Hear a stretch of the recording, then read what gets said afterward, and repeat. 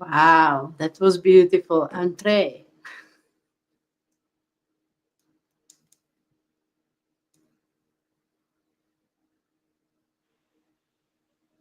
Why am I? Can everybody see me okay?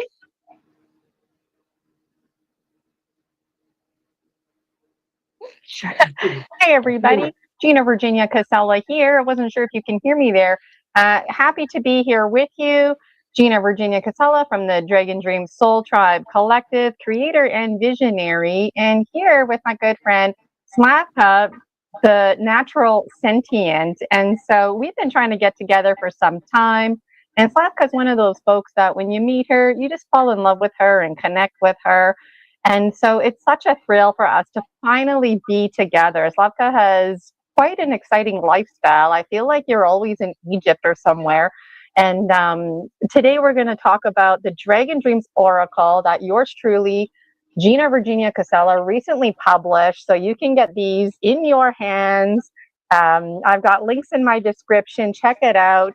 And I'm always full of questions. And I want to chit chat with Slavka today about pulling cards. You know, like, do you pull one card, 3 cards? So let us know in the comments how you relate.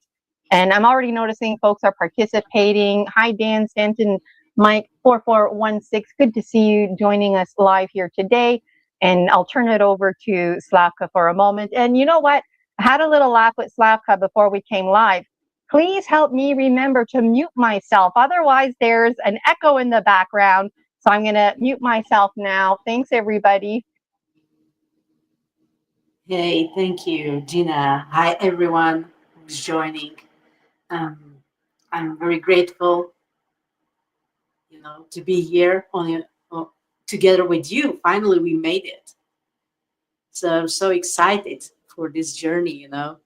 Please let us know, yes, if you can hear us properly. Maybe, yeah, it would go even without muting, but we're not muting ourselves. We're not limiting ourselves because we just trust and flow.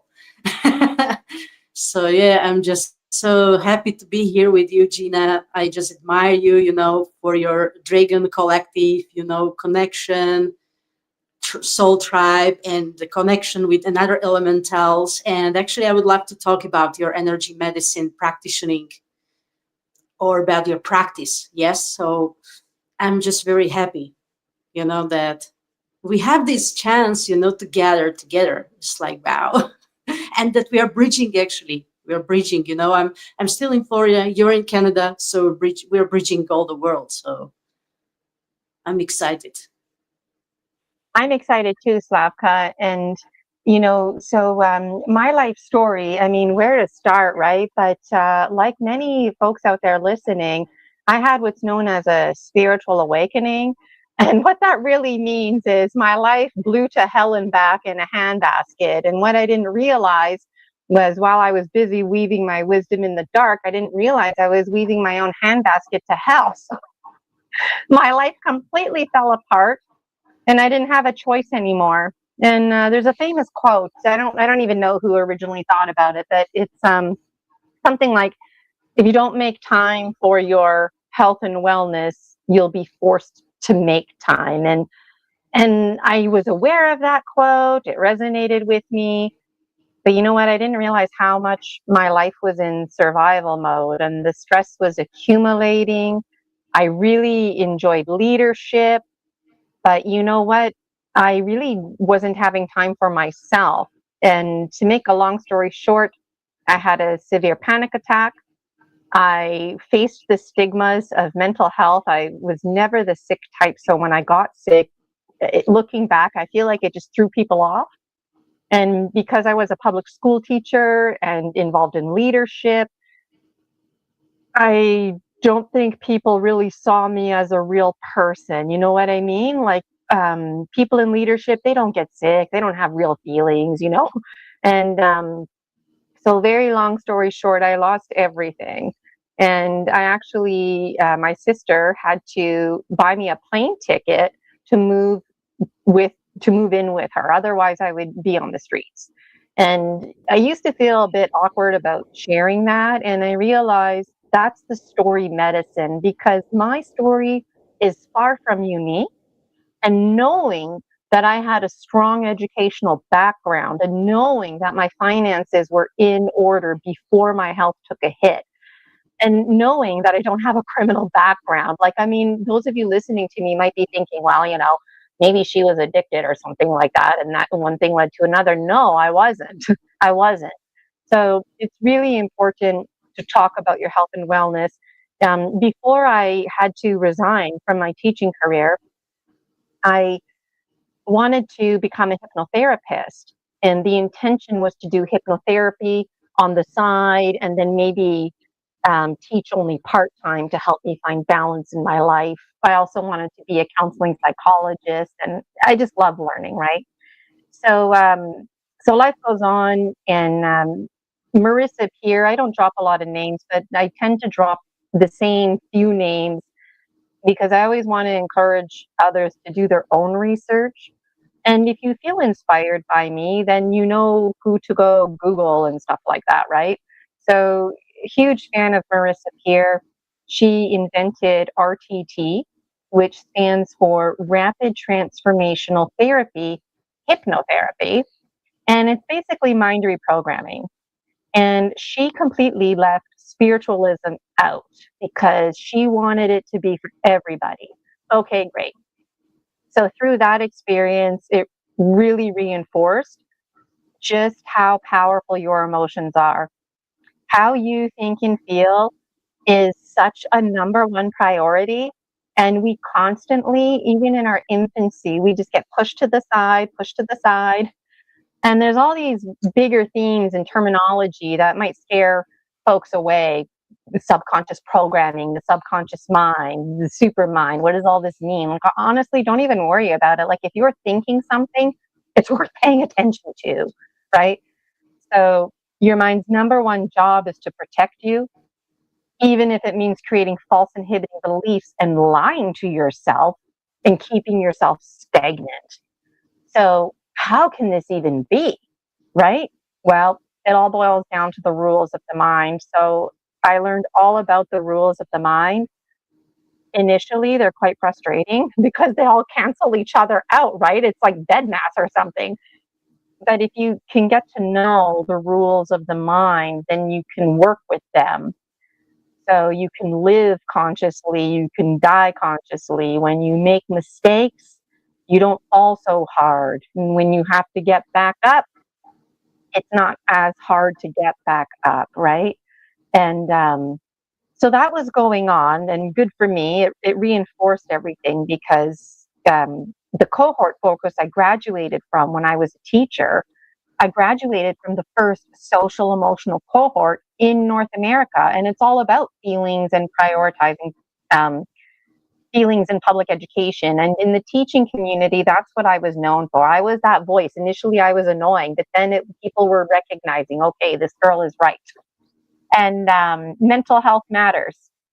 So back in 2008, when I did my programming, it was predicted by 2020 that mental health would be the number one expense in healthcare and the number one concern, because the ripple effect of it all, right? In all the other social emotional programs, the children, systems, they start to fall apart, they get overwhelmed.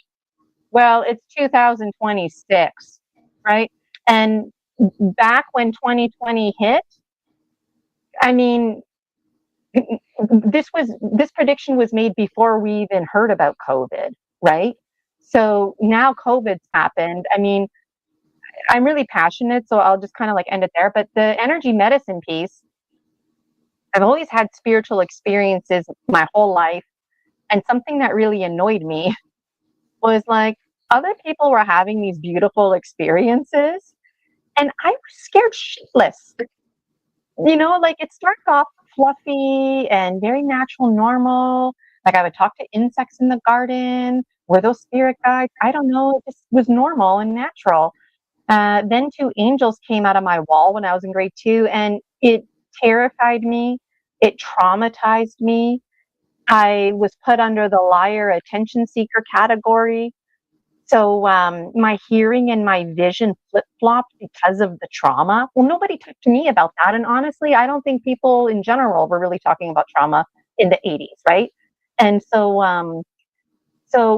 I don't watch scary movies and anything to do with spirits and ghosts, I'm terrified of, right? So when I had the severe panic attack, it felt like an animal, like a dragon, which was hard to make sense of. But I was lying down and it was like somebody was literally just sitting on my chest. And even when I was standing up, it was still like a pushed in feeling. And it was because on a spiritual level, I went on strike and I said no. And there's a huge story about me recently. I did the soul retrieval process. So just to step back for a moment, and I know Slavka's got lots to say, and thanks for letting me speak, Slavka, because it's my first time with your audience. And also like just us finally having a little Gina Slavka buddy system here. But like, so I was starting to, after the severe panic attack, the first thing I would do in the morning is talk to my cats. And I had like no voice.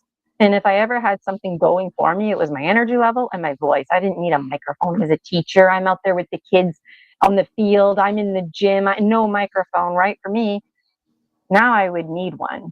And it was traumatizing, lots of different layers of trauma, because just the fact that my voice wasn't the same. And it's still not the same. It's better, but it's not the same. So that bothers me, and it's a reality check about trauma. And just to wrap things up, I my spirit guides, if you will, because I'd wake up early and I'd start crying and I'd have all these shitty thoughts. And I thought, you know what? I don't want to spend the first 3-4 hours of my day like this. And my spirit guides were insisting, like, you're going to get up and you're going to talk to us and you're going to write in your journal and you're going to pull cards and we're going to, like, we're going to do this. So I'm like, okay. So that was really nice and everything. But there were parts of me that were freaked out. Something about the wind, something about ghost noises. So the wind sounds like ghosts, right? Going through all those spaces, the wind blowing, thunder, those are natural noises, but they're scary. So another long story short, it led me to the Four Winds with Alberto Villaldo. And before I joined his energy medicine program, I was joining in on his Shaman 21 community. So they meet monthly for a full moon and new moon, if anyone wants to get in on that.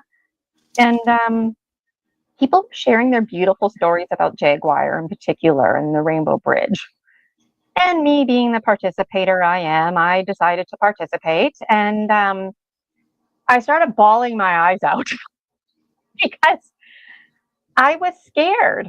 And I reported directly to Alberto Villaldo and his community, like, I'm scared. I'm having these experiences and interesting dreams, and sometimes they're fun and lighthearted and beautiful messages, but sometimes it's like, whoa, this makes me uncomfortable. And so he's always encouraging people to take the energy medicine program, but he was like extra encouraging me. And then months down the road, I was like reporting back to the community, and I'm like, anybody remembers me here? And people were like nodding yes. So the program cost way too much money, which was confusing because I was encouraged to take it.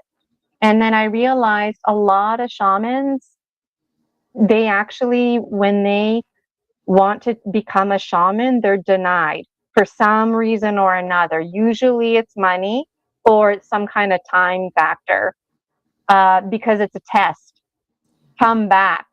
Let nature be your teacher. How serious are you? And often shamans will return 2-3 times over. So that was me. But I realize now, looking back, that I wasn't in a place to receive the training, and I needed to do my own training with nature, Mother Nature. And so that's where I started to really connect with the elementals. That's when I started to transform my dream journals into a book series, into the Dragon Dreams Oracle, because I love Oracle and Tarot, but part of my inner being was like, Gina, like, you can create your own oracle at this point. And I was too shy about that. Like, who am I, right? And then I was inspired by Alberto Villoldo because the guy has 2 oracles, right? And I remember the first time he pulled oracles on the full moon, I was like, like, is that even allowed? Like, oracle? Like, are we clashing cultures here? Like, what is, like, it's totally fine. So I didn't realize how much permission I needed. So when I became an actual energy medicine practitioner, my colleagues and I, we had to practice on each other. And now I'm very passionate about intrusive entities because they have zero business in your energy field, right? Don't even get me started on that. And you know what? We can be compassionate, because I didn't know this, but some intrusive entities are deceased children, deceased parents, grandparents. And you know what? They still have no business being in your energy field. And there's lots of reasons why they stay. Usually they don't even know they're dead. And often they're too scared to cross over. There's some kind of something going on. But it comes down to not dying consciously. So again, you can see how, like, Marissa Peer, she left the spiritualism out. But then here we are with the spiritualism with Alberto Villoldo, and it's the same thing. Then you step into Dr. Bruce Lipton's research and the importance of epigenetics, and it matters. So if you ever think or feel for a second something's wrong with you, like, yeah, we need to take a step back and do some self-reflection. But you know what? Maybe we have an intrusive entity. Maybe we have a false inhibiting belief. Or maybe our epigenetics is not in right relationship with us. So it's very important. And on a final note, like, the soul retrieval process, it's not a one-off session. It took me about 3.5 months to actually get my soul back. And that was the soul part that was lost. There was a lot of layers. Was age 4 Gina, because she's like, I'm not turning 5 years old. And I'm 44, and she's like, yeah, I'm not turning 45. Forget it, because when you're 5 years old, you're the person you are for life. And she's like, nope. So that's so much that I've said. I can go on and on and on. I'm really passionate about what I do. So I hope folks out there got a good little introduction of me, and that you're able to relate. And I'm noticing Anchor Havens in the chat and other folks. I love dosa and chutney. Chutney, mango chutney. That's suddenly got a craving for that. And Raska, Anya, I'm doing my best. I was a teacher, so I tend to sabotage names, but I am doing my personal best. And yes, and thank you everyone for supporting the channel. It's really great to be here today. So hopefully I didn't information overload you, Slavka, but if somebody needs help, you can book a session with me, and you don't have to feel like I don't know if I should book soul retrieval or if I should book this. Like, what about if I book something and then Gina sees me and we do? That's the beauty about booking a session with me.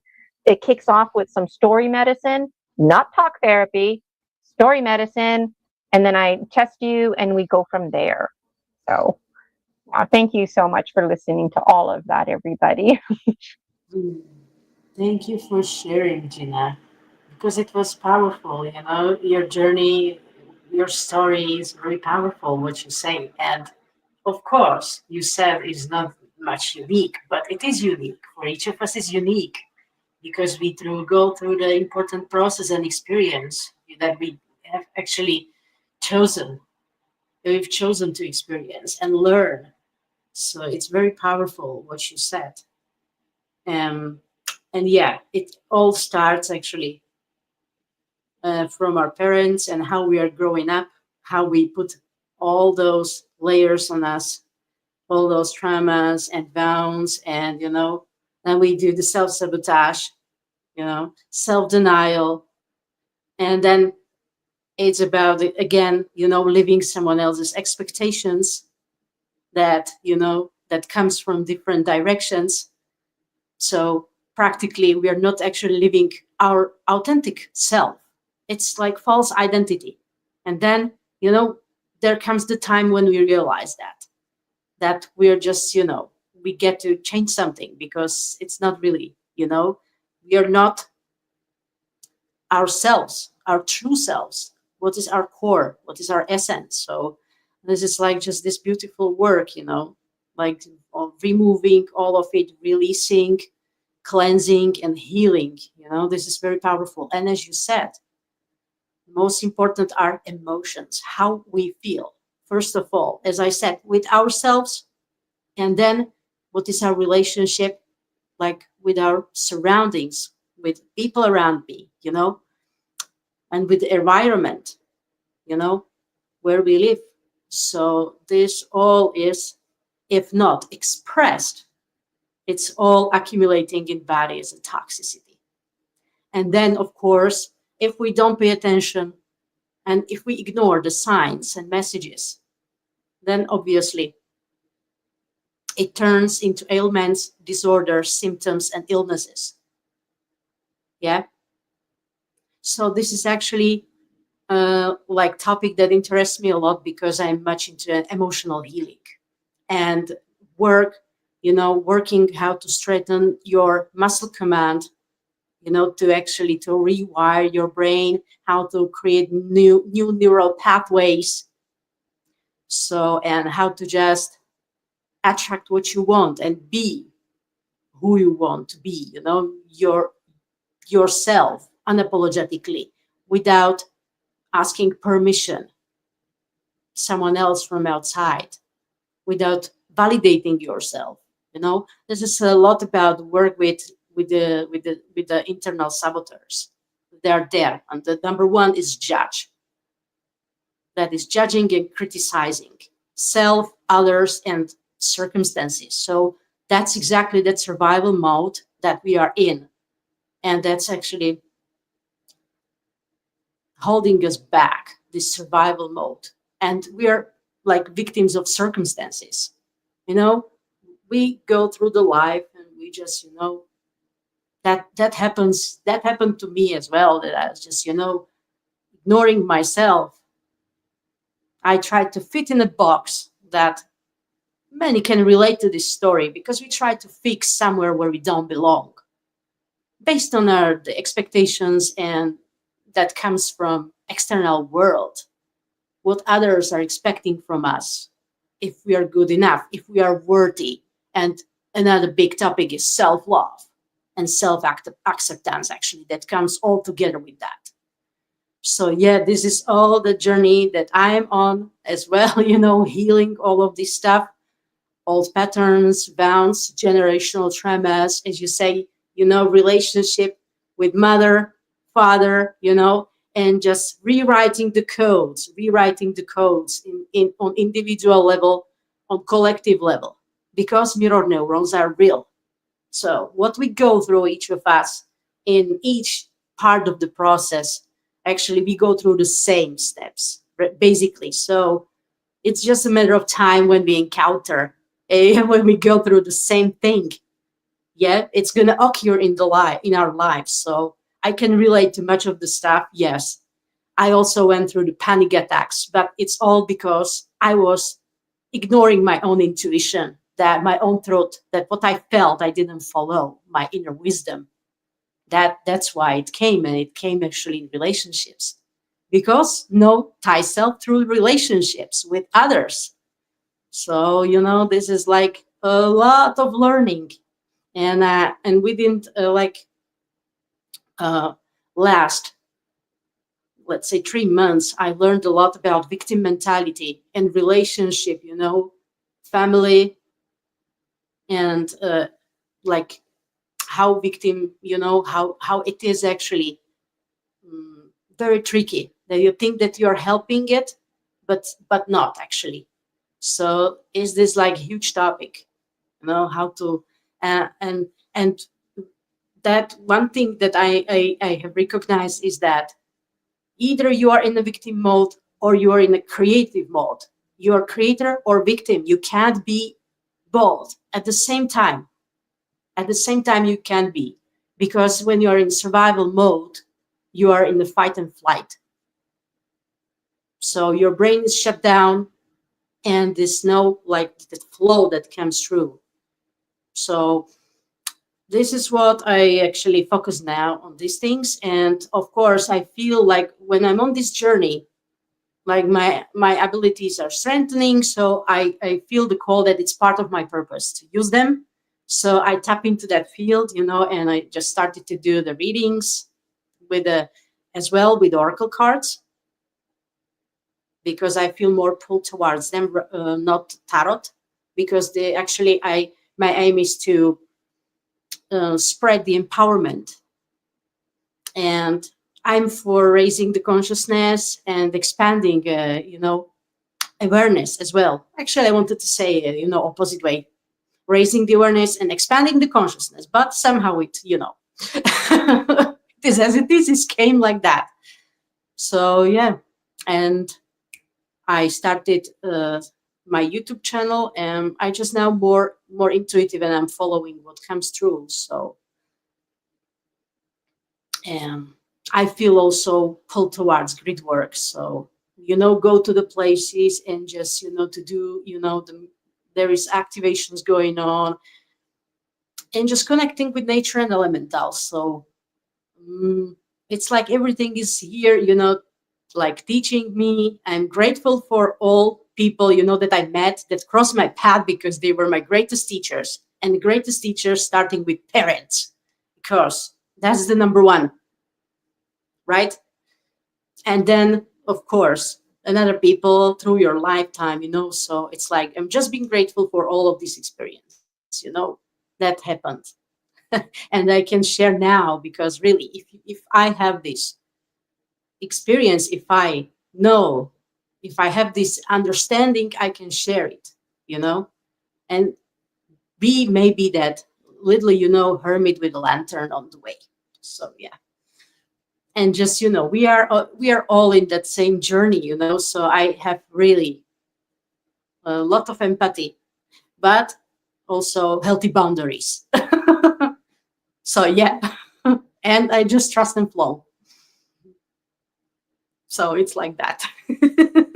Yeah. Wow, that's great information, Slavka. And healthy boundaries, I can't help but laugh, because even with the ghosties and the spirits, you need to have healthy boundaries, like Yes. it's okay. Like, folks who are familiar with me, there's the dog monkey folk, and they genuinely don't understand why they just can't come in my room. And I'm like, it's a boundary. It freaks me out. You have to be outside. And they're like, well, how come the fly is allowed to weave in and out? And it's like, oh, geez, So it's interesting, these boundaries, and even healthy boundaries with ourselves. I took some notes while you were talking, because I tend to brain fart it out. And I start tucking away thoughts, but then there's too many thoughts. But when you were talking about true self, that was powerful to me, because a lot of us, we don't even know ourselves. And your final comments about parents being the number one teacher, like, I mean, when we're born, we're actually born into survival mode. We don't have a choice but to speak the language that the parents are speaking. We don't have a choice but to participate in the religion or community, whatever it is. We don't have a choice but to put up with people's crap because we're infants and absolutely dependent on other people. And that's why the terrible twos are so terrible, because finally at age 2, you have a voice. You want to make change. You're literally crying out, and then this business, this might trigger folks out there, but Slavka said it, not me, but it's true. We choose our lives. So even me and my life falling apart and becoming homeless, like thankfully I didn't have to spend a night on the street, but it's like, I chose that? Wait a minute, what do you mean I chose that? And that was really tough for me too, to digest that and process that, because when we're living our lives, we're communicating to the world around us. What are we communicating? And I was communicating, I'm in survival mode. I don't matter. My life is in charge. I'm not in charge. And then you brought up rewriting the codes. And it's true. You can rewire your mind. You can reprogram your mind. And then you were also commenting the triangle of disempowerment in the hero's journey. Um, I was not aware of the triangle of disempowerment. The thing is, there's if there's going to be a victim, that means there's got to be a hero, and that means there's got to be a villain. Well, why don't we just do away with all of those roles and be our authentic, true selves and not have a victim mentality, not have a hero mentality? Let's meet in the middle, because all that exists is the middle anyways, the now, the present moment, and you also, you would have really enjoyed my cohort, the social emotional learning cohort, because you were providing science. I don't know if you realize that or not, but you were providing some science, because inside your brain, there's a little almond shape called the amygdala. And when you're stressed out, it's like a tunnel. Information can't get in. So it doesn't matter how good your teacher is. If you're not self-regulated and not putting the social emotional first, you can't learn. You're going to be in a state of disconnect. And what do? We beat ourselves up about it, right? So if you can self-regulate and get that amygdala relaxed, information can make its way into the short-term memory. It can stay there. Then it can make its way to the long-term memory and stay there. Then it makes its way to the prefrontal cortex, the front of your brain. And this is where the thinking and magic, and now it's like officially part of your subconscious programming. And so everything you said really, really resonated with me. And I love that, because we need to transform trauma into treasure. And you didn't call it the hero's journey, but that's what you're talking about. We're a story species. Stories is our medicine. I'm very passionate about that, because every thought that you have, even if you don't mean to have the thought, any thought you have causes an emotional response, and that is followed by a biological reaction, whether you want it to or not. So it's important we come from a place of indifference and we don't get hung up on things. And, we demand a structure. We demand a beginning, a middle, and end. We demand archetypes and themes. And so even if my story isn't exactly like your story, we still find lots of similarities and ultimately realize it is the same story. It's basically the same hero's journey. So that really resonated with me. What are your thoughts, Slavka? Yes, absolutely. Because your body follows your mind. And that's actually true. Because I feel now, when you are expanding, and growing, then you also feel more energy. Energy, your energy, and energy around you, energy, like everything is energy, even your thoughts are energy. And thoughts are very powerful because they actually set the molds, they set everything, how you go through the day. So that's why the emotions are very important, and know how to respond, not to react. Because in this fight and flight mode, in the survival mode. It's just about being reactive, right? And a lot of people are in anger, in rage, like anger, rage, and in this guilt and shame, and this kind of low vibrational emotions that actually keeps you down and keeps you stuck, you know. So what you said, I really really like, because you have that wisdom that comes through that, from all those lessons that we are going through. We just realize a lot of things eventually. It's like just simplicity in it. Like everything is simple, but hence we see it complicated, and we complicate it for ourselves.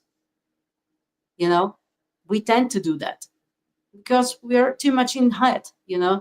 Too much in our head. And how is this theory of brain heart coherence? Yes, that would be the perfect state, because we strive to reach balance between those two, between our feminine, masculine, between our darkness and light. We always try to find something in the middle.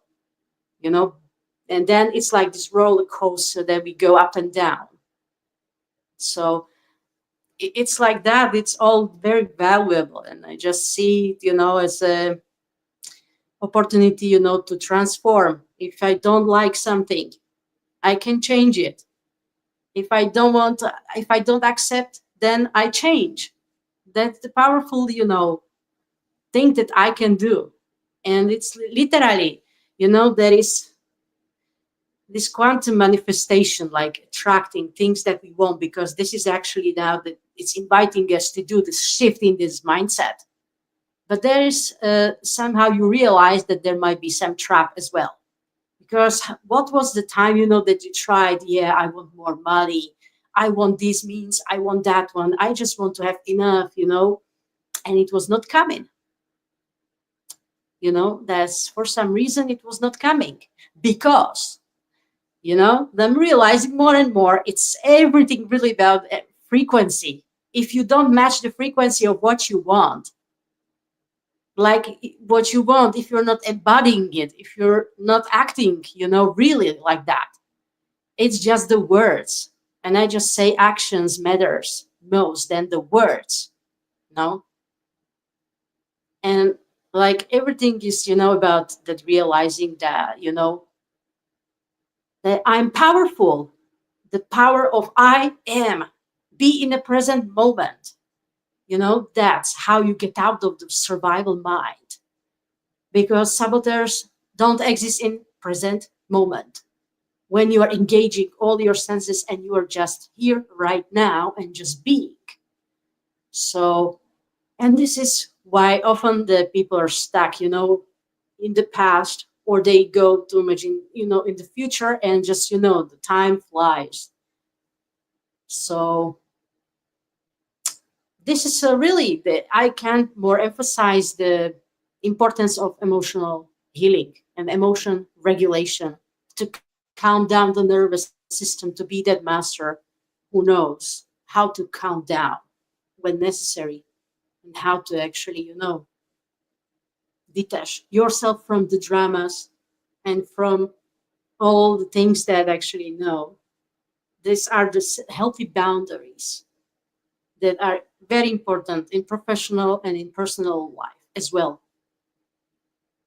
Like, know what you want. So I'm learning all of this as well as I'm saying it. I'm just like creating the awareness about my spaces. And because awareness is very important to identify. If I want to change something, I get to first identify what is there, paying, asking for the attention. And it comes when I am ready. Everything comes with the perfect timing when we are ready. So we are ready to rock today. Yes. No, it's interesting you say that, when we're ready, because that's what I was talking about when I actually took Alberto Villaldo's energy medicine training, when I can actually finally afford to take it. Like, no offense to me, but I probably wouldn't have been successful had I taken it that first time I registered, because I wasn't well. I would have been too overwhelmed with the content, you know. Um, I took some notes again while you were talking, because you really make a lot of great points. And in some other life, Slavka, we probably were like union representatives or something. Like, I can see us standing there taking the microphone, being like, "This is important." um, I can't read my writing. What did I write? Identify, because when I do hypnosis, RTT, that's what I do. I regress people.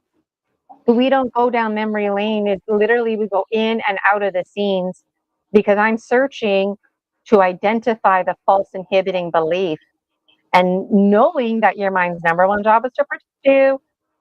People tell me happy, fluffy stories. So I'm like, okay, thanks. Next scene. Okay, another happy, fluffy story. Next scene, until we hit that blueprint. And so blueprints don't understand time. So if you have a blueprint right now from whatever, it's going with you in the next life until you take care of it. And all of us, including myself, are saturated with blueprints that we're not even aware of from past lives and whatnot.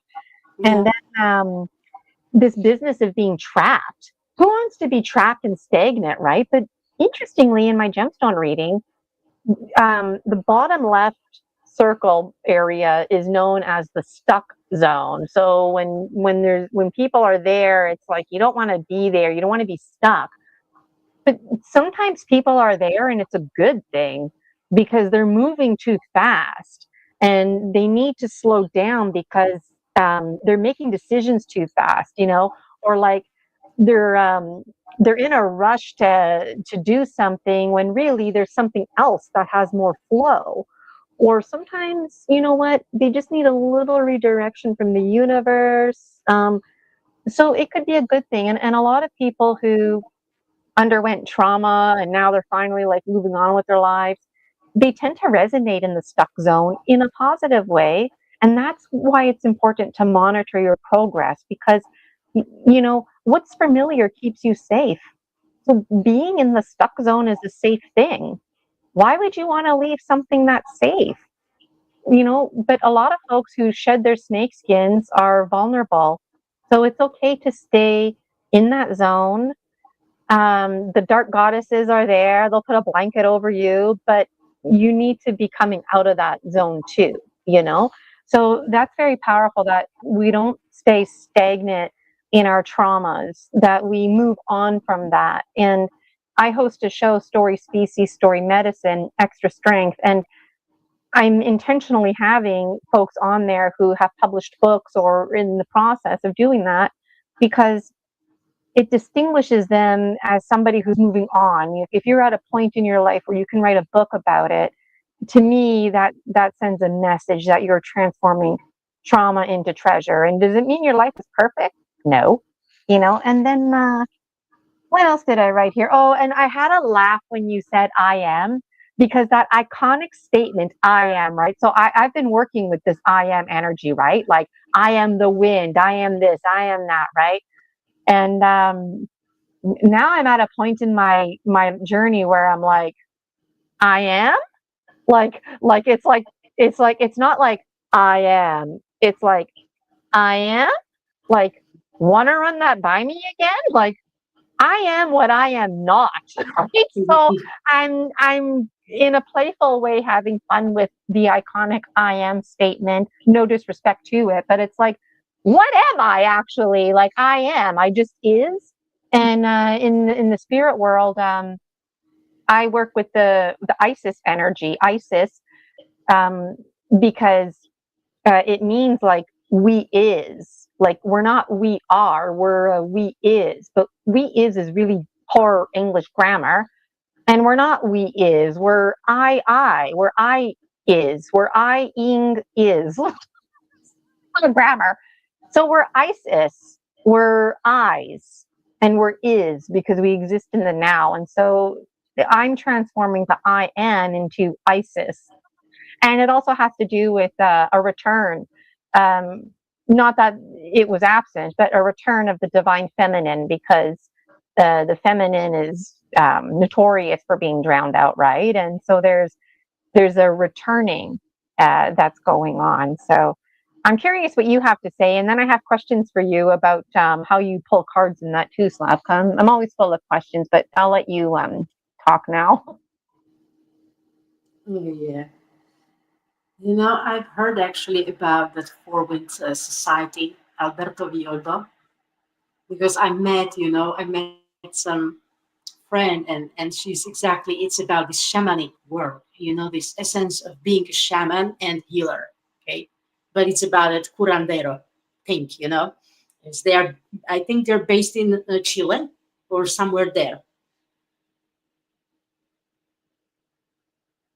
Alberto Villaldo and his wife Marcela, they are based in Chile, but they offer their program like all over the place. And you just check them out online. They have all kinds of other courses that they offer, and I highly, highly recommend them. And you know what? You can just go on YouTube and find all kinds of free videos too, right? So very, very helpful. Yeah, there's a lot of resources and information out there. So yes, yeah, anyone can find easily. So yeah, it's like I really like that teachings, because I have like it sounds familiar to me, and I was even holding the cards, by them, this shamanic oracle deck with spirit animals or something. Yes, I remember. So it was just beautiful cards, made by them. So yeah, it's just like it is so amazing, to listen what you say, because I can relate. I can actually see myself in you, and it's vice versa. We're just another versions of ourselves. And yeah, it's like maybe it sounds now that I talk too much positive about this, because you could say, oh, here we are coming, we are born into survival mind, we are coming into the prison, we're coming into the lots of trauma, and just we go through a lot of energy spins and through the drama and through a lot of stuff going on in our life. And there is a lot of actually interference from outside, from another, from the universe, from another realms. So, and what's going on here, we could really talk about that as well. But I think today, yeah, it's like more about into this empowering journey. So it's just really so beautiful. I would like you to mention your books before we start. Actually, we could do the readings. I don't know if there are any. I would love you to mention your books that you actually wrote, and that you are a really amazing writer. So just please share that with us, with your because they are about your connections with a lot of elementals. Yes, so thank you so much. So Slavka nailed it. So I'm you, you're me, we're all each other. And when I first started publishing my books, all of my books were basically my dream journal. So back when I was going through those shitty times, I would just write in my dream journal. It didn't matter if it made sense or not. And then I actually thought I was going to die, and I feel like I did die a handful of times. My bones, they just get very warped feeling. It's very painful. And I thought to myself, this is it. Like, I think I'm going to die, and everybody keeps telling me it's in my head. Like, I don't know what to do with that. I even went to the emergency room. I'm just like, I'm not sure if I'm going to pass out or throw up. And it's in your head. Like, so, anyways, I thought I'm gonna die, and if I die, fine, I'm gonna die. I want to die at home in my bed, right? Being comfortable. So that was important to me, and it was weird preparing for that, and it was another reason why I felt compelled to get more in touch with my soul and energy medicine work, because I wanted to die consciously. I wasn't like familiar with that, and I'm like, I need to be doing this, living consciously and dying consciously, and so anyways, I was really inspired by Eckhart Tolle, because he was in a similar situation. He wasn't well, and if he was going to do one thing before he died, it was publish his book. and it was about the present moment, and he got nothing but discouragement about it. Like, let the man publish a book, right? But people were like, oh, there's already lots of books out there like that. Well, who made millions? Who sold millions, right? And his work in general about the present moment always has spoken to me, right? When I first heard of Eckhart Tolle, honestly, it went over my head, but I understood the gist of it, like the now. Every second is what matters. And so I thought, I'm going to do like him and publish a book. And then I was super overwhelmed. And this guy, Brian Rue, one of my good friends, um, he was sharing with me that he published books, and he told me about KDP, Kindle Direct Publishing. So if anybody out there wants to publish, you do it on KDP, and then through KDP, it's sold on Amazon. So that's how you do it. And and and he's like just really inspired me, and I was like, fine, I'm gonna, because I didn't want to get an editor. I didn't want to pay anybody money. And it was important to me that my books had my name on it and nobody else's name. And I felt very insecure about publishing because I didn't have an editor. I could not afford one. And I did throw it out there if anybody wanted to read over my stuff. And so, with the help of the AI rewriter, it helped alleviate the concerns of grammar. And also through my friend Brian Rue, just his encouragement, because you could publish a second edition.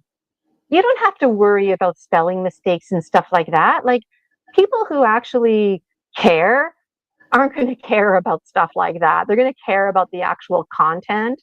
And what's going to make these books extra special is that someday when like they are brushed up a little bit, it's predicted in this book series that the originals that have the bad grammar are actually going to be the books that everybody wants. Because when I was writing my story, I realized very quickly that this is actually a story that's about everybody. And so it's being transformed into the Oracle deck is actually the book series. But this is how much I had to say. And then to put this in this little itty bitty booklet, come on. Like, I mean, how do I do that, right? So so I'll just show you at glance my books. And I won't go through all of them, but I'll show you all of them. But I mean, there's a link in the description, so check that out. You can order them on Amazon. This one is 40 going on 14, because I was turning 41, but I was actually going back to age 14 where I had an interest in tarot. It talks about my experience with the angels. These two, book 2 and 3, Gaining Ground and Losing Ground, these were heartfelt messages from my spirit guides. So if you're into that kind of stuff, these books might appeal to you.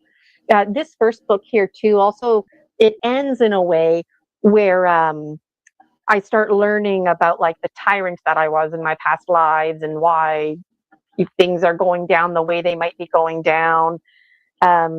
This book here, The Gnome King, starts to get a bit uncomfortable because Gnome King starts talking about things like people meat and just monsters and what is a monster, and who gets to decide, and just things that I never really thought about, and also more insight and wisdom from various spirit guides. Yeah, there's too much to say, but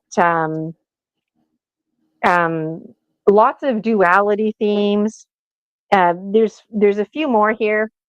This one is a big one. This one, when I wrote it, when I published it, there we go. Sacred Phoenix Heart.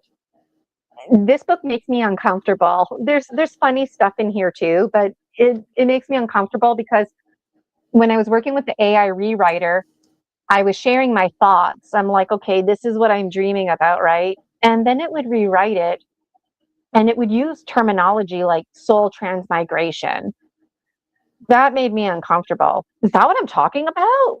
Apparently. Okay, like, I'm not getting hung up on vocabulary or categories, but it makes me uncomfortable. And some of the content in here, and even just challenging again, like, what is a predator and who gets to decide and who has the right to be here?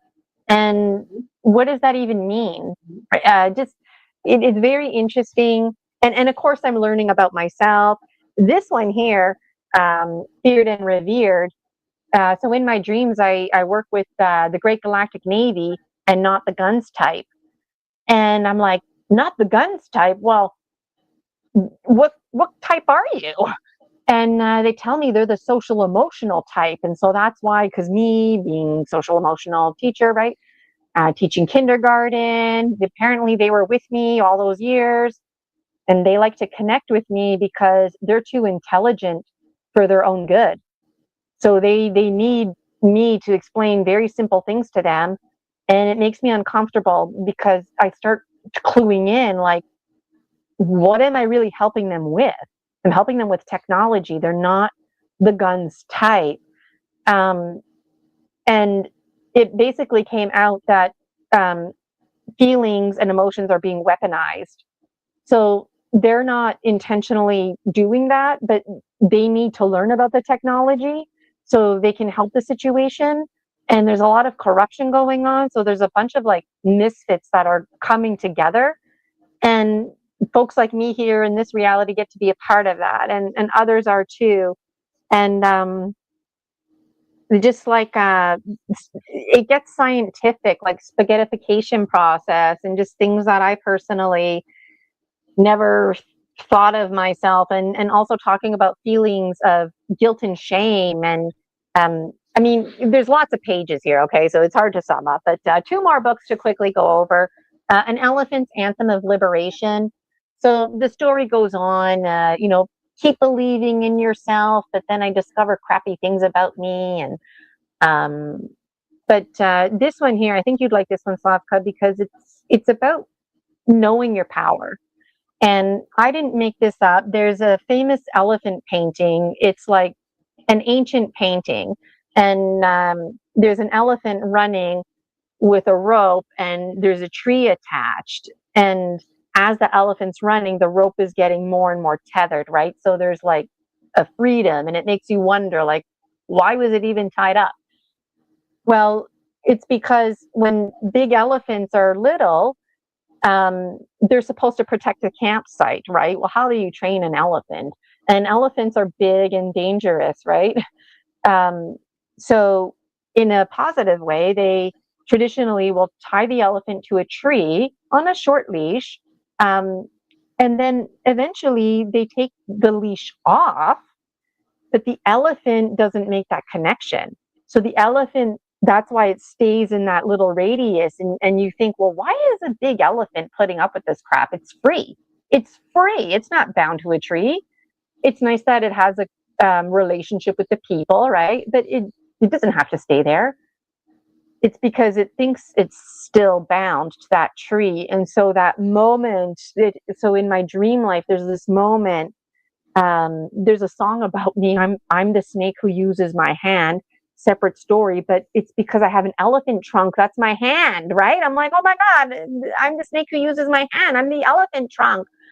So that's a separate story, but um, just the trumpeting of the elephant horn and that sound of the trumpeting and the royalty of the trumpets and those golden instruments and the freedom and triumphant trumping that comes with it, and recognizing each and every single one of us is that elephant.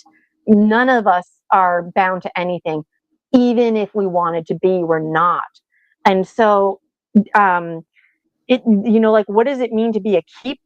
Like, it just believing in yourself, second chances, it goes on and on. But then this book, I have a suitcase full more of books to publish, by the way, and the downloads keep coming. But this last book, book 8, Scary Dreams, it's really scary. And I challenge everybody out there to read it. And if you're not scared, that's because it's your mind doing its number one job in protecting you. This book is freaking terrifying. Why? Because it talks about things like black sand. And this is stuff in my dream life, right? So I don't watch scary movies. Where am I getting these ideas from? And these images, they're scary. And but you know what's really scary? Like, the nice thing about all of these books, they're not blood and gory.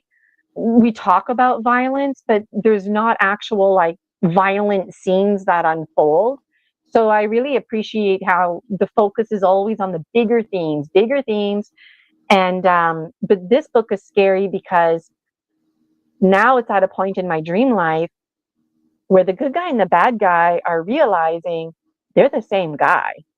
So we're just looking at each other, good guy and bad guy, and it's like, I'm no better than you, you're no better than me. Let's come together and work together. And one of the stories in here is about looshers. Now, I don't want to be hung up on categories, but that's the category at this time that I'm using. Maybe in 40 years from now, I'll change my mind. But there's these looshers, and they come in and they kill the children. So the Grim Reaper comes to collect their souls, and there's of course more to the story. But the Grim Reaper and we have this conversation about predators, and he basically explains to me, like, what's the difference between a rabbit and a bear? What's the difference between a loosher and a Homo sapien sapien?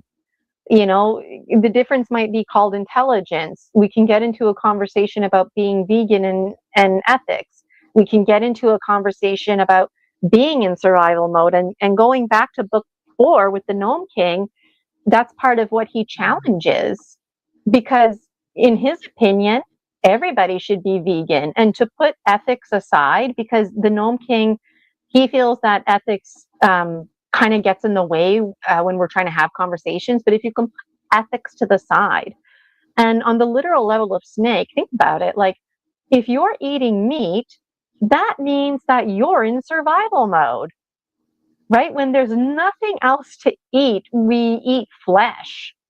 That's traumatic. What's familiar keeps us safe. Eating meat is, I'm making the transition now, vegan, vegetarian. It's challenging. The Gnome King, he used to be a meat eater and is changing his ways. Again, putting ethics aside, when you're eating meat, you're sending the whole universe a message that you're in survival mode. When you're vegan, you send the whole universe a message that you're thriving. So it comes down to choice. You're choosing, and this is part of living consciously. And so going back to book 8, it's reinforced, like, don't make the looshers a bad guy. They need to eat. And this is how they eat. And for what it's worth, like, when they came in and killed the children, they came in, it was done, it was over. There was no suffering. I don't even think the children know even what happened. It was over before it even began. And so it's just like, whoa, like, for me personally, this is scary. And going back earlier to your comment about how we have to lie to ourselves, like, even though I'm scared, I have to say, nope. Feeling scared and feeling excited, that's the same energy. So when I feel scared, I remind myself that I'm fierce, I'm fearless, and that I'm excited. And that's the wave I'm riding. And so that's just the gist. I mean, how do I summarize my books? But if you go on to Amazon, the summaries are there. And I would absolutely adore to hear all about how people relate. I have a Facebook group, it's free, the Dragon Dream Soul Tribe Collective. A lot of members don't share out because they're just not sure how to. So if people start sharing out, it will be helpful. And you can scroll down and see all my sharing out and pictures that I've taken. But I mean, wow, right? And then now there's the Dragon Dreams Oracle, which I mentioned before. All my books is the Oracle, and how do I put it in one little book, right? So if you're interested in publishing an Oracle deck, you can't do it on KDP, right? So I'm brain farting it out, but if you purchase my Oracle deck, it'll be like, there's a thing that says publish your own. So you can click on that and follow my lead, right? And I went with the tin container. It came with a divider, so you could put, like, two, but it was bothering me, to be honest. So I just took it out. Um, and then everything fits inside. And it comes with a booklet. And the booklet, you know what, I almost didn't even include one because honestly, like following the lead of Alberto Villoldo, somebody that I admire, when he does oracle readings and that, he doesn't even look at the book. He just focuses on like, this is the picture and what do you think and feel. Tell you his 2 cents, but it always comes back to you. And so I thought, well, you know what? Like people are on different levels of their journey. And some people, they might need a little jogging inspiration. So it's absolutely, I'm indifferent if people want to just chuck this or if you use it or if you read this and you're like, actually, I'm getting all this other information. Like, tell me all about it. That's the whole point of the oracle. It's through me that this is available to you. And in the booklet, I talk about some tips and tricks how to like, do an oracle spread, which I'd like to hear from Slavka how she does hers.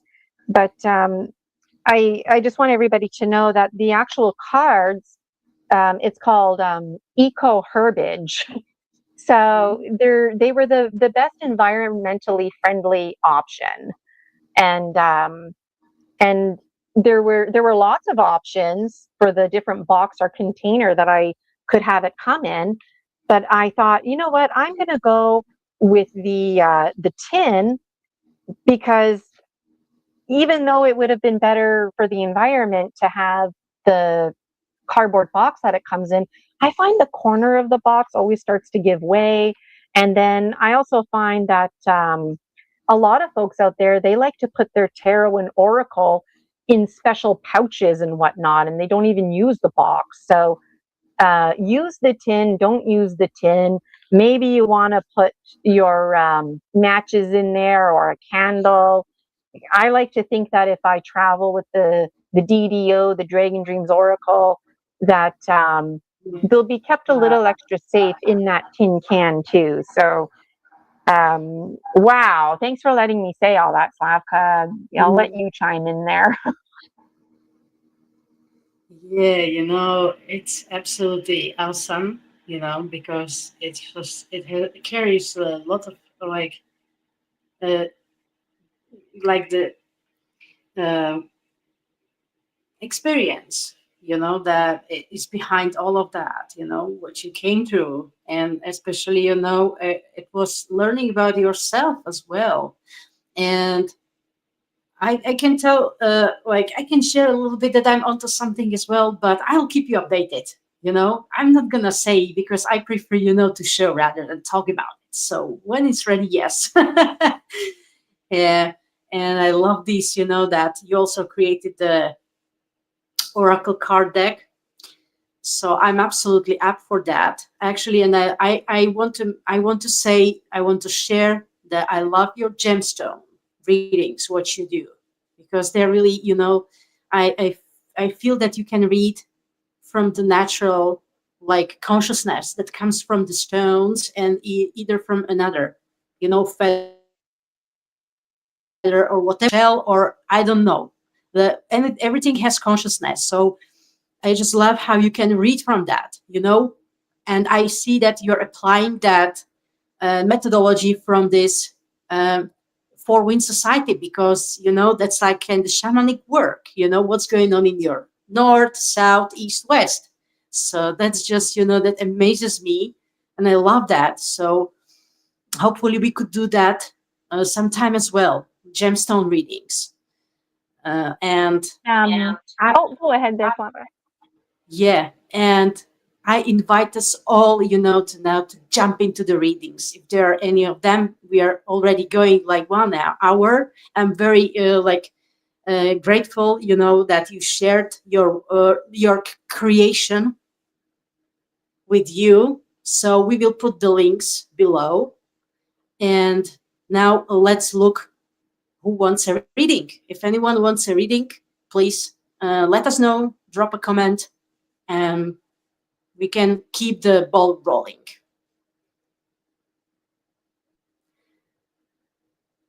So yeah, unmute yourself. I was just checking my buy me a coffee. Thank Banker Haven for putting that in the chat. But somebody, Elma Pertine, sent me a little bit of money donation for a wonderful evening. And I'm just wondering, are you in the chat right now, Elma? Do you have Yes. another name? Yes. Because I'm not doing gemstone readings right now, but I am more than happy to pull. I'll pull 3 cards for you if that will help you. And Yeah, it's Raskananai. And yes, and her name is Alma. Okay. So, and just before I forget, so Slavka, the first time we were going to meet, we were going to do gemstone readings, but in just the short little like week or two that passed, I'm not doing gemstone readings anymore unless it's the last Friday of the month. I do Dreaming with Gemstone Gina, and the reason is to create hype, and I'm fundraising money for to create the movie, to create the. I'm hosting conferences too, Slavka. There's lots on the go here, right? Wow. But in the next like week or so, that's where I'm at. I have speakers already. Like I didn't even have a chance to ask Slavka. I just like things are in flow. So I've been overwhelming people, but it's because things are happening fast. So folks out there can anticipate a little schedule and an official poster advertising the speakers. And I even have somebody entertaining. Tomorrow I'm meeting with one more person. So it is all coming together.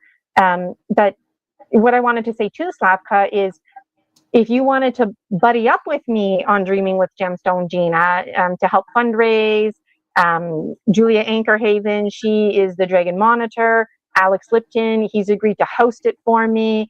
So it's really cool. And if anybody out there has a copy of the Dragon Dreams Oracle, it would be such a delight for me to be doing Dreaming with Gemstone Gina, and then I could do like the gemstone part and then somebody pull from their own Dragon Dreams Oracle, right? So okay, so Yeah, keeping fingers let me crossed, I've been Let's playing go with these, ahead. so they're all like flipped up and what now, but okay, let me just let me double check the name and sink into this energy here. Okay, Alma. Yes, she's from Netherlands. So I'm gonna pull 3 cards. One represents where you were at, one is the second one where you are, and the third one where you're going. Okay.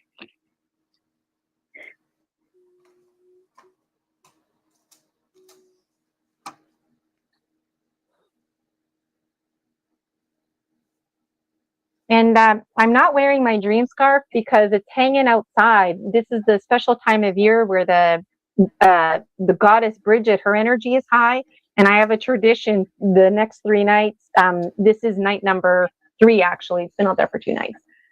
Okay, so I'm going to I'll just pull the cards up for you, or maybe I'll turn off my background, yeah, and then you can see the cards. Okay. All right. Media assets. Right. Okay. Background. I don't want a background. Okay. Okay. Bear with me, folks. StreamYard is fairly user friendly. It's just sometimes I get the. Okay, my bed is made. No judgment. All right. Maybe I'll. Okay, there. Okay, I know you can't see my head. Okay, my eyes are closed, and I'm thinking about Alma. Oops, some of them fell. That's all right. Whoa, something over here. Yeah. Okay, forget these ones. These ones here. My eyes are still closed. I like to have a big kitchen table. I don't have that right now, but.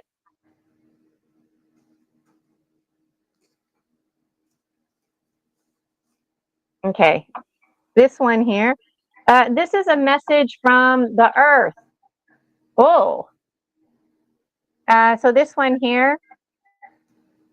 I don't remember what I wrote. I'll read the sentence to you in a minute. But this one here, Alma, is talking about the red-bloodeds. So in your past, it could be like yesterday the past, or it could be back in your childhood past. That's for you to figure out.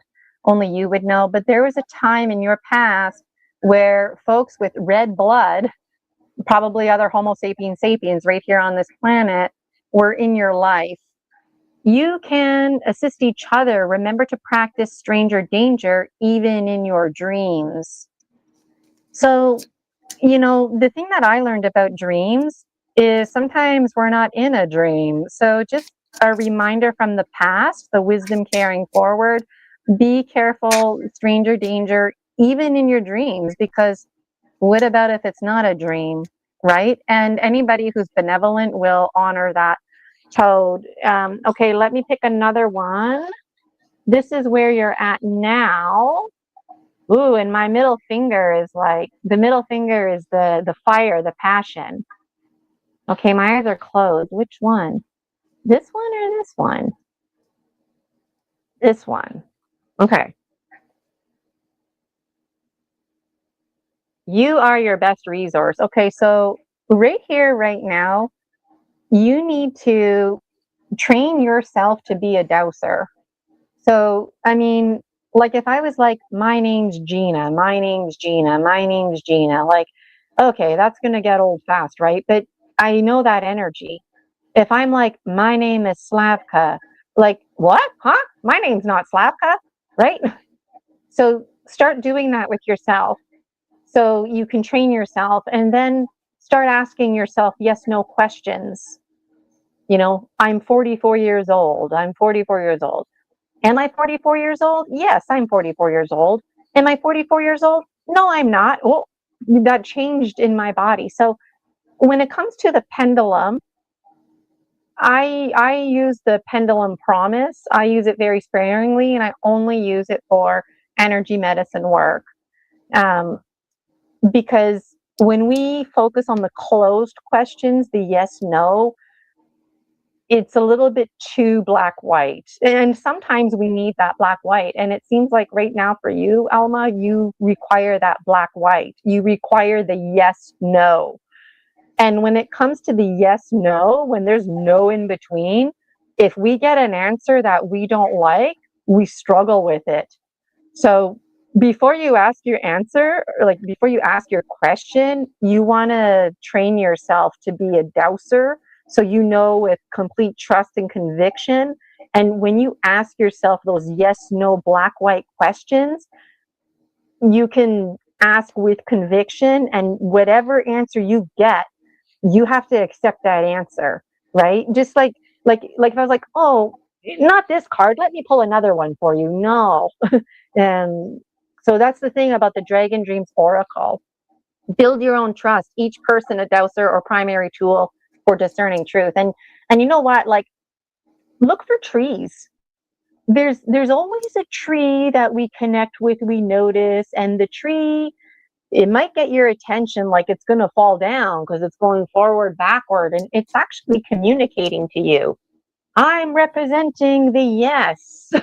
And when I go like this, I'm representing the no. So if you see a tree with this kind of behavior, maybe it is falling down, and you need to be aware of that. But it could be a call from the spirit to start asking nature to be a dowser. And you can have fun. When I was a teenager or preteen, I would light a candle and ask yes, no questions. And if the flame went up, it meant yes. If it went down, it meant no. But now I'm just going on and on because I'm passionate. But something that's worth noting is if you don't get a yes, no answer, it could be because it doesn't apply. There is no yes or no. It's just like unconditional love. There's no yes or no to that. It's unconditional. So as you're doing this training, you want to make sure you're also training for that place of indifference. Okay, so I'll pull one more for you. Usually I just pull one, but I thought, you know what? There's not a lot of folks here today. We'll pull three and get a little deeper here. Okay, my right hand. So those other two chose with my left hand. So there's a little feminine in there. This one is masculine, air, the air. Sexual metaphors in nature and trusting images presented in dreams. So this is where you're headed. Okay. So this picture was in my dream. And then I went to a teachers conference in the city of Kamloops, British Columbia, and I'm like, whoa, this is the image. Those are the mountains, and there's a little deer on there. So Alma, you're headed in this direction, which it makes sense to me now why this card, the dowsing, is important, because the direction you're going in, you need to trust what's up here, right? What else did I write? The dream becomes a metaphor for openness, embracing experiences, interpretations, and underlining sexual metaphors that life offers. So the sexual metaphors, right? It might make folks out there feel uncomfortable, but for what it's worth, if you study literature, especially the pastoral literature, like way back in the day, it's saturated with sexual metaphors. It's all it is. Nature is having sex all of the time. So these two mountains are two legs, right? The deer, it's not just a deer. That's metaphors about the lover. And the deer, now make a connection to card number 2. The deer's antlers are the dowsers. That's why the deers are king of the forest. Like you would think the bear or the wolf, but it's actually the deer for that reason. There's so much to be said. And this card is on, I forget, book 3.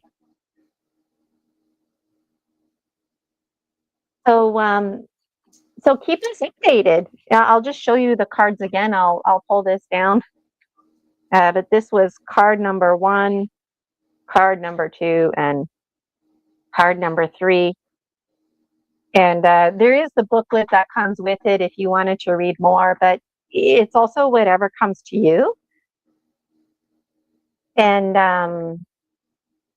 I just want to hold this here for a little moment for Alma, because this here is controversial. It is my sacred stain. So I took my bloody tampon and I stamped all my cards with them. I did it for different reasons. We can get into that. Like, I mean, obviously Saka and I need to get together like regularly, right? But like, you might not have noticed that right away. And now that you notice it, the energy shifts. Some of these cards too have spirits on it. It's my camera flash, right? Like on the literal level, it's my camera flash. But then after I published these and I was going through it, I was like looking at it, and then like the way it shined, I'm like, oh my God. So this one, just right there, maybe there's a little ghosty message for you. I don't know. You can rewatch this and pause it. This one here, there's just right there, there's a little glare from the camera. I usually don't take the time like this, but you know, there is another, everyone has my stain on it. And this one here, I don't see any ghosties in this, but again, just with the sacred stain. And I got lots of emails, messages about that, and I don't care. And just for what it's worth, I mix these right back in. So I'm not one of those oracle readers that I put it to the side. Like, so the next person might get the same cards. It could have the same meaning, different meaning. And you're very, very, very, very welcome. Thank you so much for allowing me to do that. And I'm just checking my Buy Me a Coffee. I don't see any other donations over here, and that's okay. But how are you doing over there, Slavka? So, yes, I actually can. I pulled the cards that actually relate to your reading, what you said, because there is like the goddess of the nature. And when you start, talking, it's in Czech language, but it's like you can feel the energy that comes out of it. There's a lot of healing energy in the nature. So I can relate to that, that this is the goddess of the nature. And actually, it's also the dowser that you said. It's, connection also with the water. It's not just about, your answers like yes or no, and just, like trust yourself and set your mind, in a positive way, that things are happening always for your good in the way they happen, that it's okay. So this is the nature that came up as well. Just to, it's like perfect, alignment. So it's also about like your power, like that you can achieve whatever you want. Just don't stand in your own way. And this is your beauty shining inside out. So you see, this is the goddess of the beauty. So just, see yourself, see your beauty, your light. Honor that journey that you went through. You see that there is a, like, you're very caring, loving person. Your heart chakra, yeah, is like you act from heart, and there is also, the throat chakra. So just stay in your truth. So there it is. See your beauty and embrace it. you know Love yourself unapologetically. So I just pulled more cards from this deck because I felt like it's right. And this is the goddess of the, like, empathy. Because as you say, you tend to blame yourself or criticize yourself if things doesn't go certain way, that I might have taken wrong choices. There might be some disappointment. That's usually so. This is just inviting, like, have more empathy towards self, you know because at the in every moment you do the best that you can, navigating with the with all those balls that you're juggling in this realm of chaos, right? So that is like really invitation, for the more empathy towards self, and do the blameless discernment. That's actually, if it doesn't work this way, so I try to find another way that will work for me. And I'm not going to blame myself for that, because I'm still learning. We're literally work in progress. When it comes on our journey, we're learning all the way. So that is what is the message through it. So that's just like supporting what you said, right? um Whatever you decide to do, this is like the card, that represents alchemy. So you're an alchemist. You can actually transform the energy. So shift, first of all, your mindset from the negative, doubts, negative thinking about yourself, to positive. Be that alchemist, embody that, because it's right here. Okay? It's actually a beautiful card. It's just this is the deck representing mermaids and dolphins. So water element, water beings.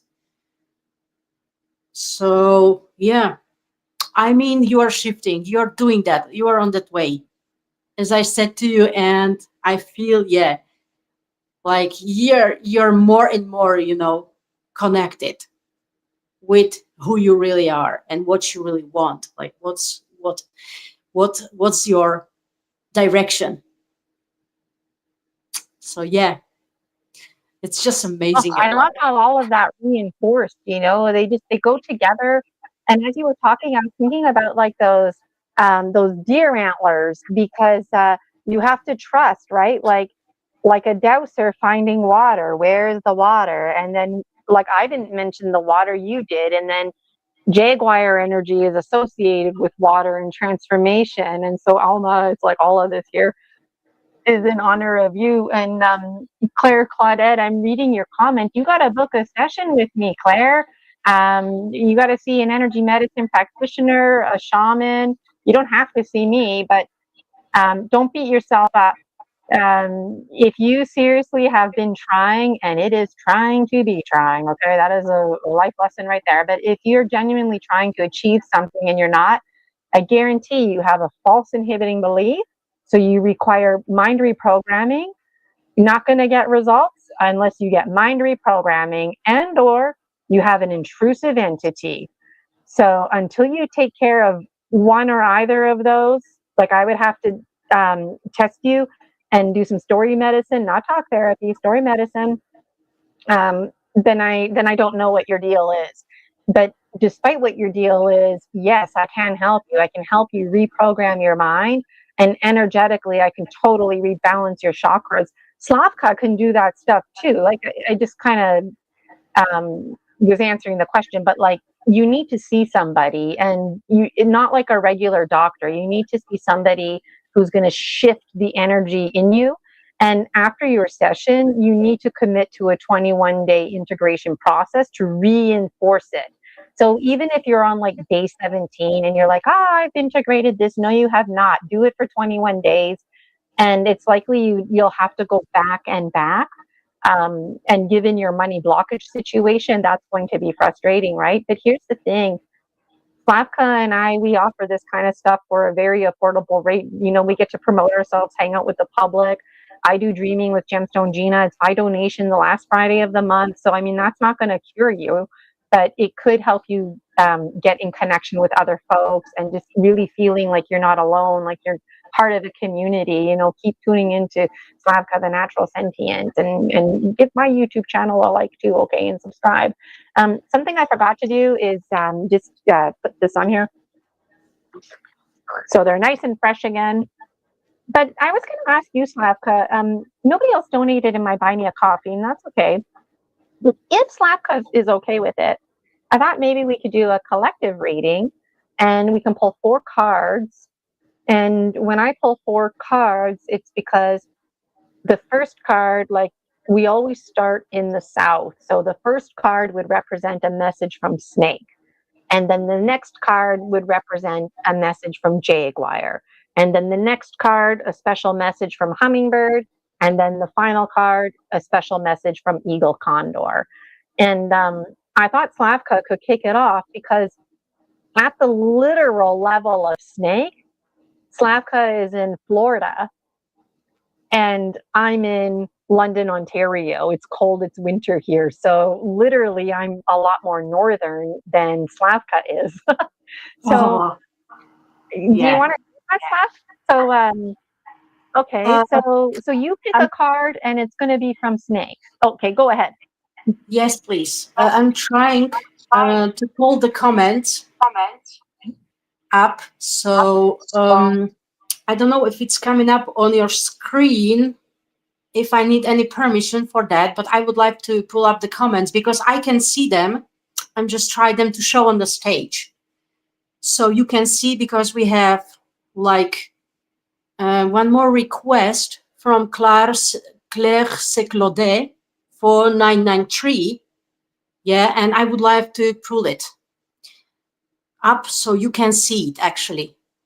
So I'm just trying to do this. Mm.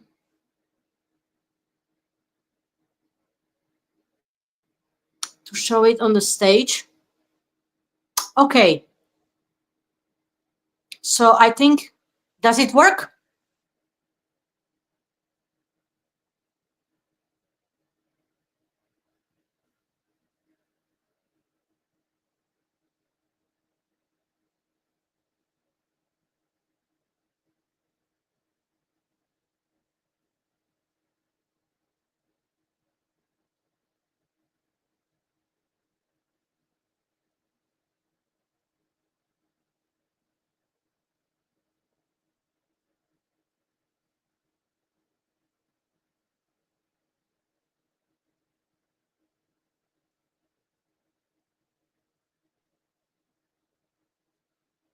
Okay. Mute yourself. talking to myself here. Sorry, Papa. Okay, so just to rewind. Okay, so you're welcome. And let me go back here. There's Claire's. I do Yeah, feel like I have great spiritual gifts and spiritual purpose, but need blocks removed. And then Raska is like, thank you both. yeah, that's This Alma. one is the Alma. Yes. Um, and good Alma, because sometimes it happens, right? You get all that extra attention. Claire is saying, yes, I've even tried to go to Peru to do ayahuasca, and it still didn't work. I think a false teacher did this to me and scammed 55,000 from me.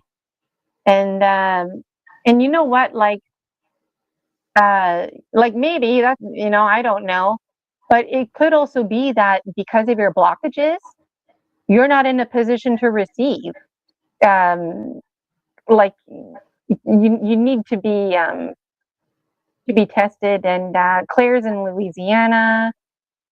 I'm trying to heal the land here, and each one of us land in our own right. It connects to the gastrointestinal system. Sound stopped. Oh yeah, that's when I was muted. Sound is back. Okay. That's updated comments.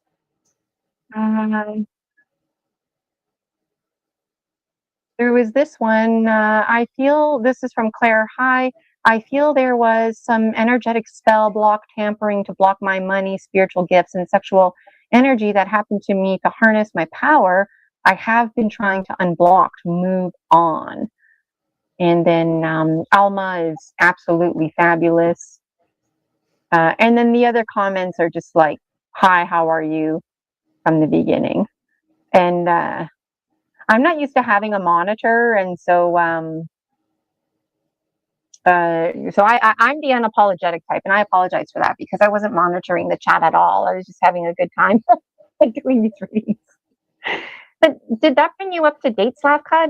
Did I read what you wanted me to read? That was, yeah, that comment from Claire. If we can give any answer, and I just encourage, if anyone wants a reading, there on my site I pinned the donation link. That would actually really help us, if you support our work, my work, Gina's work, of course, to keep our channels going. So I just invite you, and if you're interested, just let us know, because we can still do, right? You still have time. Okay. So yeah, it's buy me a coffee link. So please, if you can donate, we can keep going. So yeah, and again, unmute yourself. you know Sorry, I don't know what you heard and didn't hear now, but at some point I was saying, like, in these kind of situations, like, I'll send Slavka half the money, right? So when I'm doing Dreaming with Gemstone Gina, I keep it all. But in these situations, I do half, because we share it. It's an Yes. energy exchange and appreciation. And something that I didn't realize is I'm all about energy exchange, right? And that's fine, but there needs to be a payment. But what's interesting is the payment could be making me dinner, right? Or us sharing a platform like we are right now. But the payment is so that nothing is owed. And I thought that was interesting, because I hear a lot of stories where people owe us things, or we owe people things. And it might be linked to stories that we've forgotten about long ago, where we've connected with nature spirits, where we perhaps even were those nature spirits, whether we were conscious or not. We were elementals. And then we evolved and we're having memories. But at some point, we had to give without receiving, and it's like a pay forward system. And it's like we're being reminded now to pay our dues as part of living consciously. So anyways, I just thought that was interesting, because I never really thought about it. So you don't owe anyone anything. Yes. Thank you for clarification because yeah, then we can Yeah, share, and before like and I never support each used other. to. Oh, sorry, Slavka. Go ahead, Slavka. Yeah, I just said like thank you for clarification because yeah, I also prefer if I do the live stream and we do the readings to share like half of it when because it's like it's if that resonates with you and if it helps you in any way on your journey, like it helps you, it supports your decision, if it's like really it's about it resonating with yourself, then we are more than happy to help. But again, this is it actually I can explain even from my side, because I'm very much person that is visionary. And it's like for me, I'm learning to set up my price that is connected with my value, and I don't want to be, I feel like it's not right, to do this marketing hard like the others do, these big big accounts and big gurus so called, and they're charging you thousands of dollars, for helping you, and I just say, I feel like even the little small helps us keep going. So this is just like about reciprocity, giving and receiving. So I'm learning my relationships with finances as well in this matter, and to say it's okay because it's an energy exchange. However, in my core, I feel like, you know, I'm living in a time, further ahead when we actually don't need money is in the physical form as we have it, because we have everything what we need.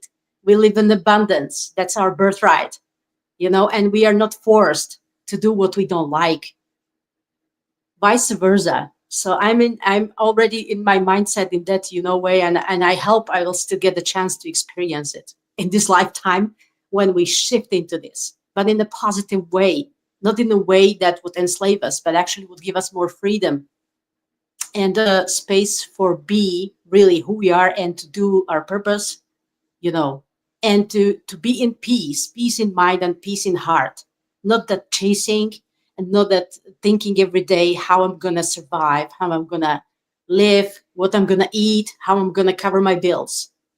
So this is it. How I see it, I envision really, maybe it's like too. You could say I'm too naive, but I think that's a power of mind, and it's coming eventually. That we will reach that, that we will really increase this level of consciousness, and we really evolve the way, organically, in organic way, and then that we finally as a humanity learn the lessons that are coming again, again, again. So that's why I just say, it's like I'm not here to be any guru. Anyone who is saying, oh, I'm superior, no, we are equal. I love to meet you on eye level through the heart, and just if I, it's really pleasure for me, if something touches you, even if I have impact on one person around me from all the millions that are here, billions walking in this planet Earth, it's great work, I'm gonna be very, like blessed, even to be able to help one person to, to actually to wake up more into the true self, you know and just I'm happy to raise the awareness. So this is like I stay humble and I appreciate your support. So that's how I see it.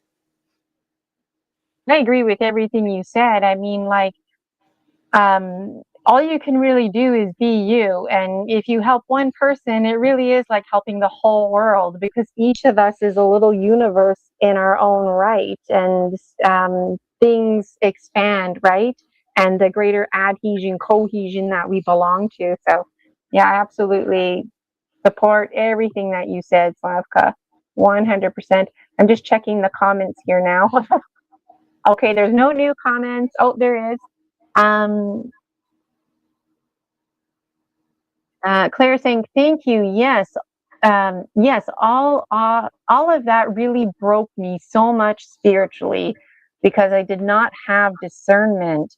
But I have learned a lot through this process. And you know what? Discernment kept coming up in my. Oh, can you hear me? Okay. Discernment kept coming up for me like my whole life, and it still comes up for me because like that card I pulled earlier, practice stranger danger even in your dreams, because how do you know you're even talking with an angel, for example? How do you know that's not an ET, right? How do you know that you're not talking to a remote viewer, right? Like controlled remote viewer, like you Yeah. don't, and maybe they don't even know. So just really being open. And I do believe we were severely abused as a species. And so we have a lot of power that was taken from us. And this is what I call the confused warrior, because we're we have this belief to coil out, to save the little guy, right? To be the hero. But what do? We throw ourselves right into the fire. um, our lives matter, and it's confusing. It's confusing to stay small, to stay safe. It's confusing to be stagnant, but there are reasons why. So living consciously, so you will get there. You will. And it is not easy. And even like Slavka talking about authenticity, like the healed healer still does not have a perfect life. And there always are those imposters, no matter what's going on in life.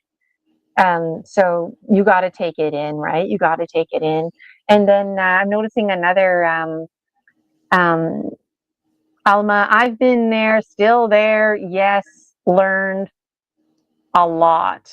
That's maybe a big, big lesson, to trust your intuition, listen with my heart, not what some say. And that's Alma's comments that I'm reading there. Those are really great comments. Do you have any comments about the comments, Slavka? Oh, yeah. I wanted to say something, but it went away. So it was related, yes, to what you said about the healers and about, going, through this, let's say, self awakening or awakening to your true self. That, yeah, it's going a lot through the darkness. Yeah. And you might say, that, oh, yeah, that some of us has more, difficult experiences than the others. Actually, that's no one can say it's like incomparable, but certainly we are going through those ones that actually help us to learn about ourselves. And first of all, who we are and who we are not, what we want and what we don't want. So yeah, this is like very important, because without darkness, there is no light. Without light, there is no darkness. So these both teachers are shaping who we are. So it's a very powerful like discovery or self-realization. And it was always there. It was just under the layer of the false identity that we actually imposed on ourselves. But everything is already there. I feel that everything is perfectly, aligned, and we just follow. We just follow what is already there. There are no coincidences. There are those powerful synchronicities and signs and messages that are repeatedly coming to us. And just, I love these memes, on Instagram. A lot of times you see, how our spirit guides see us, and how they're just, yeah, you think you mastered something? Yeah, we put you through that again. Are you sure? Just do that again. You're not a master at all, You say, haha, you just, think you are. So yeah, they're having fun of us. So I just say one thing, yeah, come here as well and try it on your own.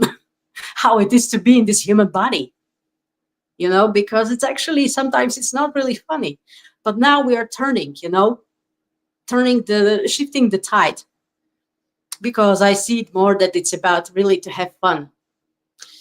Whatever is unfolding there, when you go through all of this darkness and you just know who you are, then you don't accept any bullshit. Then you just, you are able to determine your goals, and you just go and, what you want, that you want healthy boundaries, you want healthy relationships. So, and like, there is no more manipulation, there is no more brainwash, because that's what they fear. The system fears people actually who are aware and conscious and awake. They don't fear weak people because they are not a threat. They're not threatening the system. All of these has like a tremendous, reason why the things are going on. So I just say, I don't know. I just enjoy this. I'm enjoying this game because it's a magnificent game. So be the master of your game in your hologram. Yeah, we're doing this self mastery all the time. It's an ongoing process. Muting. Yeah, when you speak, I'm like, yeah. I'm like all these, Alma sent us some love, and Clara is saying that, yes, I was trying to learn about the language of light and realized there are many forms. And you know what? There's forms and formless folks, right? And there's these black, white binary codes, ones and zeros and circles. And basically, it's all of the same thing, And like, you made a good point. Like, the darkness, it's not an enemy, it's not a bad thing, it's part of who we are, right? So the darkness is a guide just as much as the light is. And you know what? Like, the underworld, Huskar, Kokopelli, the Moragon, some people are afraid of those kind of names, and ultimately they all mean the same thing. And the underworld, it doesn't mean hell in this bad place. The underworld is the past. And typically the past is gone, the past is dead. So that underworld, that dark place, that's your Akashic record, that's your wisdom, that's all your evidence. And it's also a place where lost souls go and hide, and where intrusive entities hang out. But I wrote hummingbird down because you keep talking about hummingbird, Slavka. I don't realize if you realize that, but you're right. That's everything you're saying is hummingbird, like not being afraid of where you're going to get your next meal, only drinking the finest nectar. Hummingbirds, on a literal scientific level, they're not even built to fly. They have little itty bitty wings. They're overweight, considering, because they eat sugar, right? And it's fattening. And so they're on the plump side, and their beak, proportion wise, doesn't make sense. And yet there they are, little motorboats, flying around. And they also fly from Canada all the way to Brazil every year, completely defying science. And so the little guy really can make a difference. And all of us have that power. So you channel a lot of hummingbird energy. I don't know if you realize that. And you know what? Hummingbird is also will give you tough love, because the north wind, hummingbird dominates the north, and the north wind is the strongest wind. So it's supposed to be like a cleansing blow off, not blow you to hell, but like just blow off all those last leaves, right? And if you're not grounded, you might get blown to hell. Hell is heaven. I've come to learn this is heaven and hell. Now I'm just getting passionate again, but I don't know. What are your thoughts, Slavka? Yes. Let's please talk about these spirit animals that you mentioned, that you already told us about the hummingbird. What I see now coming up very often are crows or ravens. I find them very similar, but let's call it, let's put it that way, crows. And also armadillo, deer, a lot of dragonfly, butterflies. So let's talk a little bit more. Let's dive deeper into the realm of these messages that comes from the animals. Yep. And you know what? The animals I talk about, those are based on the Andean medicine wheel. If anybody wants to Google this information, that's the Andean medicine wheel. But what's interesting is all this information, different strokes for different folks. It's the same information, just called different things. So when you said butterfly, that's interesting because in other medicine wheels, they don't say hummingbird, they say butterfly. So you see, you're not even trying to be in alignment, and you are. And the thing about hummingbirds and dragonflies, and you mentioned dragonflies, which again is all in alignment here, they fly backwards, right? They don't fly backwards like dum de dum de dum flying backwards, but they have the ability to swoop forward, swoop backwards. Other birds can't do that. And this is symbolic of weaving between other worlds, other dimensions. This is also symbolic of like not the hummingbird, but the dragonfly and that rainbow shine from the gossamer wings. So that's a little bit of transformation, anything with rainbow. And anything with rainbow is more jaguar, but you can see how like the jaguar could also represent the dragonfly in a different symbolism, and then you move from dragonfly to butterfly. But I'm saying you move from jaguar to hummingbird, same thing, different power animals. And you know what, like I went through a little phase where I was like, I better get obsessed and know everything about everything, and I very quickly overwhelmed myself. And I realized somebody that I really adore is the late Ted Andrews. He passed away, I don't even know when, but I'd only discovered him maybe like 5 or 7 years ago now. And he was already deceased at that time. And he really inspired me, this exact conversation. It's okay if you use a different language, you know? And when it comes to dream journals and that, like this guy did his homework and he met with all kinds of medicine men and women. And he was white as well. So it was just interesting, like, you know, that he was like radical at his time. You know, now it's like normal, whatever. But he really inspired me because, you know what, like, if you're going to learn about spirit guides, don't get overwhelmed with information. Like, let's say you have a dream about a butterfly. Don't Google, I had a dream about a butterfly. What does that mean? Look at pictures of butterflies. What kind of thoughts come to your mind? Write that down. You know, draw a picture of a butterfly. How are you thinking and feeling as you're drawing that? Are you coloring the butterfly orange or yellow? Maybe because that's familiar, the monarch butterfly.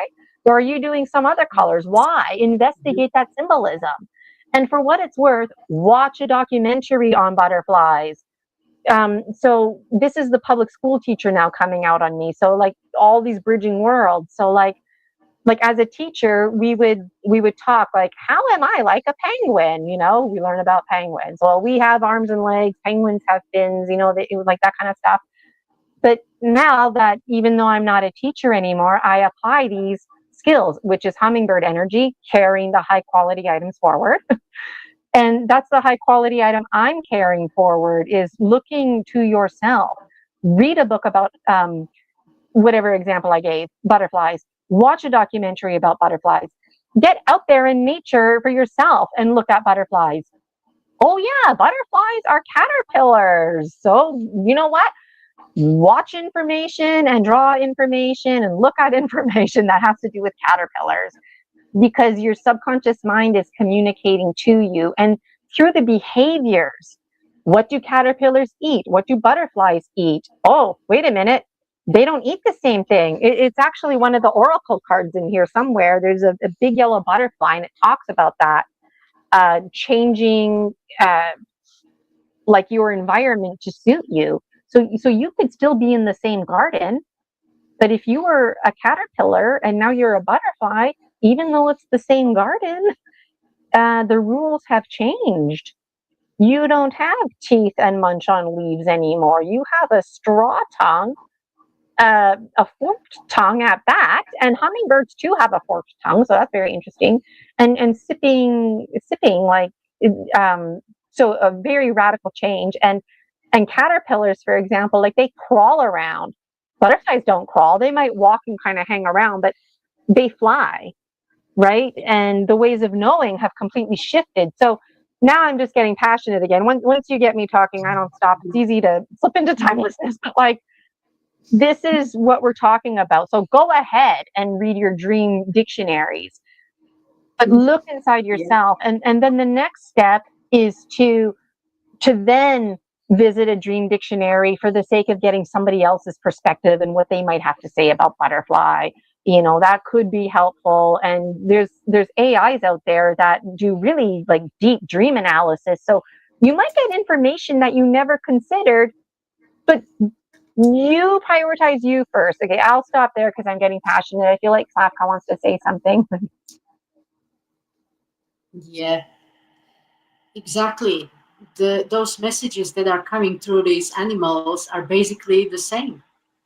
It's like free yourself, free your mind. It's like, going from the old to the new, like embrace those, life changes, the new, like changes in your life that are necessary.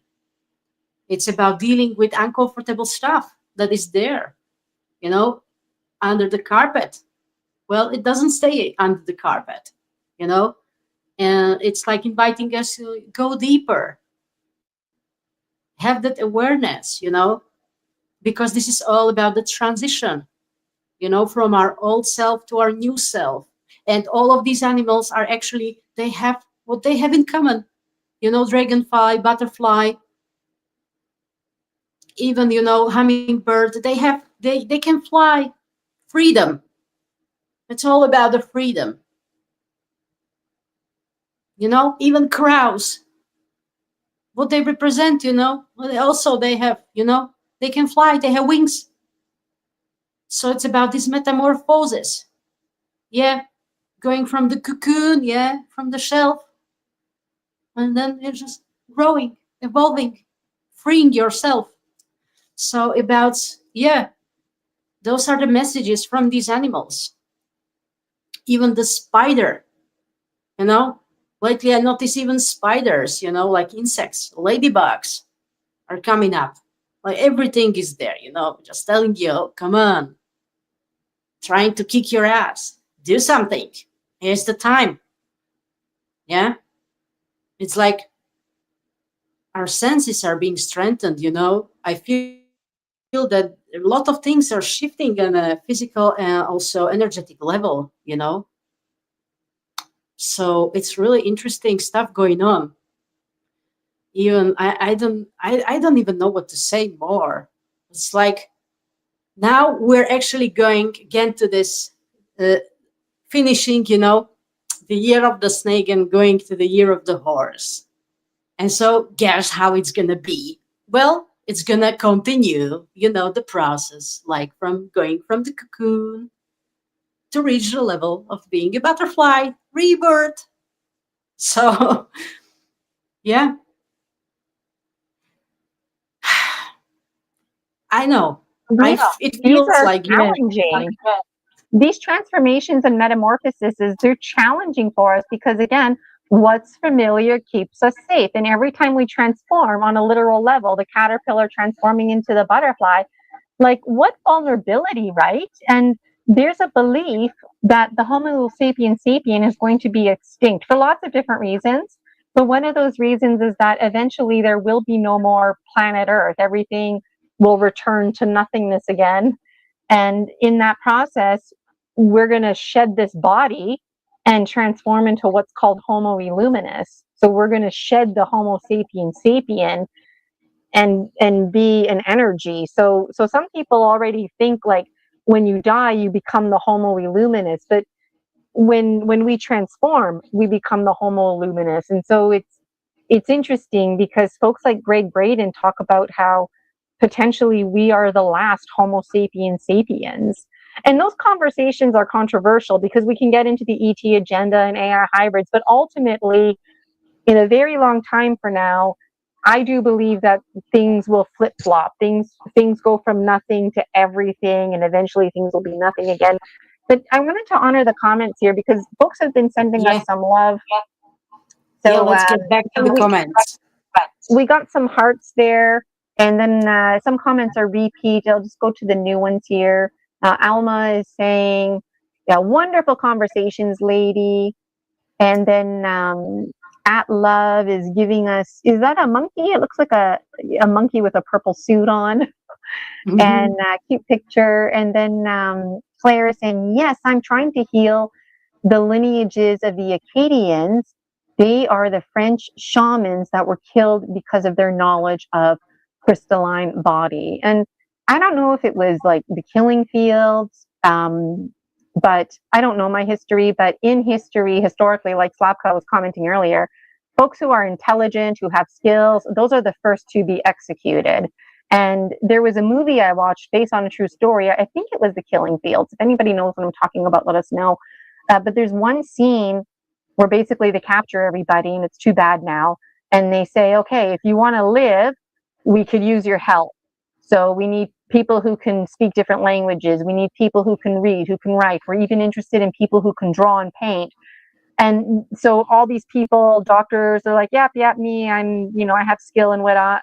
And this one man, he was too scared, so he didn't lift up his hand.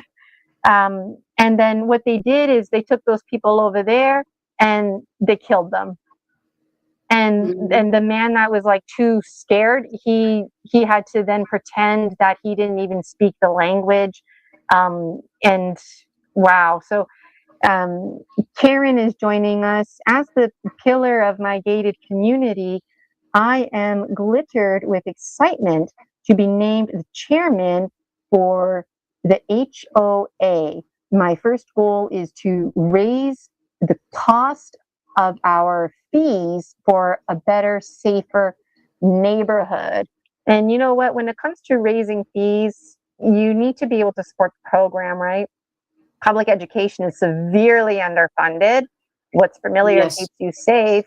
Would you seriously drop your child off age 5 with a parent that has like 29 other kids there? No.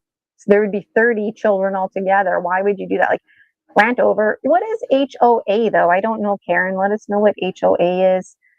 Claire says, big black caterpillars found on oak trees. Kind of caterpillars, Claire, because maybe there's some kind of connection. And the oak tree is always a special tree historically with goddesses. And the well, see the water's coming up again. Pat is saying, shout out to Barry Hulkner. Hi, Barry, I don't know you. And Julia's back. Hi, Anchor Haven. Hi, Jason. I'm getting shout out to everyone. Yeah. Julia's time, missing time, Jason. Sorry, Jason. Just when I'm getting the nicknames known, missing time 420, Jason. My cat is demanding snuggles. Well, get on it, Jason. Get to the snuggles. Jeez. Maybe you can put a picture in the chat. And Jason's always saying homeowners association. Okay, yeah, homeowners association. You definitely want to make the investment. And you know what? Obviously, the place needs to be safe, but part of that safety is the social emotional safety, right? And so having like a door, like I used to live in a condo, and the buzzard was broken all the time. Well, I'm not answering my door if I'm not expecting company. And if my phone randomly rings, like it just, little stuff like that, people are like, big deal. It is a big deal. Having a working, functioning elevator. You don't want to spend lots of money on flowers and stuff like that, because then it costs the tenants money, right?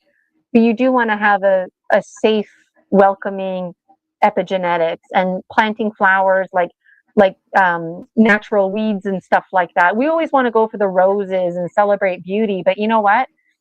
Without those native species, weed flowers, if you will, you're not going to be able to support those roses. They'll just wither and die. So I'm just going on. I think I'm caught up on the comments. There's Anchor Haven saying, hi, y'all, I'm home now. Hi, Anchor Haven. I was confusing your nickname with Jason's. Hey, Julia. Julia. Good to see you. I'll pause myself and let Slavka talk. Thanks, everyone, for being here. It's so great. I even don't know now what I wanted to say, honestly, because it's so much to share, and we both have this flow that is coming up, um, and we could go on and on. But yeah, I mean, navigating in current energies is not easy at all. It's really mastering endurance and courage, and just, to be who you want to be, who you really are. And it's like juggling with these balls and dealing with the stuff. Like, it's like what is going on right now with this full moon energy was very intense, and it caused a lot of chaos again in the collective bit, because I noticed that it was kind of collective purge, because it's like we really go through the change that we are seeking, you know oh, we all want to have a better lives, so it is happening. Certain structures are actually, falling apart, and just, it's like a lot of confusion, a lot of division, a lot of brainwash out there, a lot of false hope as well. We'll with all those puppet masters that are actually on the stage and just trying to, it's everything distraction. So all I can say, it's just like focus on yourself, on your journey. That's the most important stuff, because that theater and circus that is going on, that entertainment, is really just a distraction. And it's like, it's so funny just to realize that, yeah, this is a simulation, whether we want it or not to admit it. You might see it differently, but it is a simulation. It's an illusion. It's our illusion. So, and there is a lot of absurdities going on, lots of Mandela effects. There are repeatedly resets going on, rewriting the information, and just, this like saying, oh, we are the only, we are super modern civilization bringing up Tesla devices. And I just say everything was already here before you even announced it.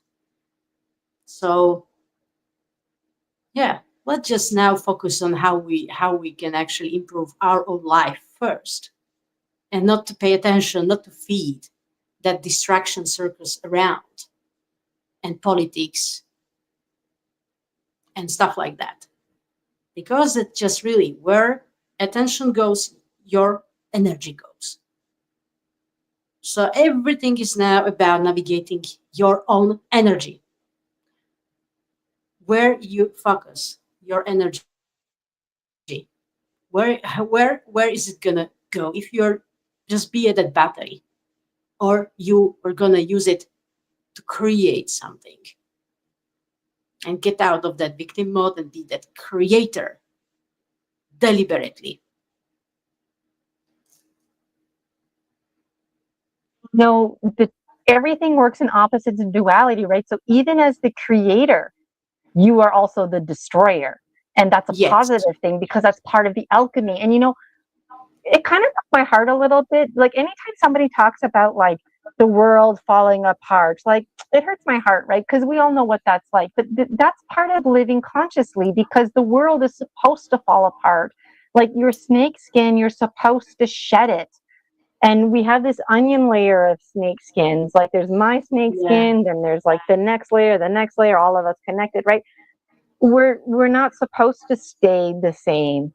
So knowing that the tower is going to fall, it is not permanent, it is intended to be a temporary structure. We are temporal, right? Like, literally, we're temporal. We always exist, because energy cannot be created nor destroyed, but it can be transformed. So that's what we do, we transform. But it's like, if you can live consciously, you can die consciously. And when the tower falls, like we were talking about earlier, when you fall less hard. When it's time to pick up those pieces of the tower and rebuild it, you can do it with more ease. You can even, I know it might sound weird, but you can look forward to the tower falling down. You can look forward to, like, that's the power of snake. Like, teach us to shed the past the way you shed your skin. Help us to walk softly, belly to belly, with Pachamama, Mother Earth. And what that means is, like, on a literal level, how come snakes don't get poked, penetrated by the rocks and die? They have to trust with conviction. And that conviction is in their own vulnerability, coiling one step forward at a time with Mother Earth, right? Like, just, wow, very powerful. And then I had a little laugh when you said politics, because when I first started getting involved with the teacher union, I thought, okay, I'm going into politics here, or not. Okay, learned very quickly, or not. And that's how I ended up getting involved with professional development, because I still wanted to be involved, but not in the politics part. And that's why we need to work together as a team, because we all have strengths. Mine is not politics. If I made politics my focus, I probably would be very negative mindset. So somebody else who's good at that, let them be good at that. Let them be good at that. And do it from what the else did heart. I write here?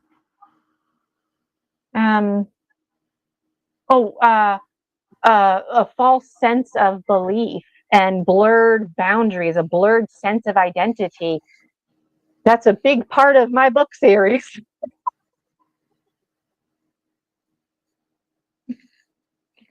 So yeah. So what else are you thinking, Slavka? Nobody donated any more money. It's 123. Happy 123 synchronicity, if that means anything to anybody. Yeah. But Let's give what it are a you last thinking call. now? All right. Last call. If anybody wants to have a reading, a buddy system reading from me, Gina Virginia Casella, and Slavka, the natural sentient, I'm scanning for my Buy Me a Coffee. Put it in my Buy Me a Coffee. I'm going to give Slavka half the money. We're tag teaming today. It is in the description, to be fair. There it is there. All right. So let us know. And while we're just waiting, I'll just show you some of my cards, or maybe I just want to make sure you can see them well enough. So I won't talk about them. I'll just show you them. Like, maybe, can you see that okay? It might Yeah, be I upside see. down. And some of these, they're sideways. I didn't want to make it smaller. And a lot of these are hard to see, and it's intentional. Like, this is supposed to be a night scene, Mm-hmm. So you can't see more than your car lights, right? You have to trust the roads ahead. So these are just, I don't know, a range.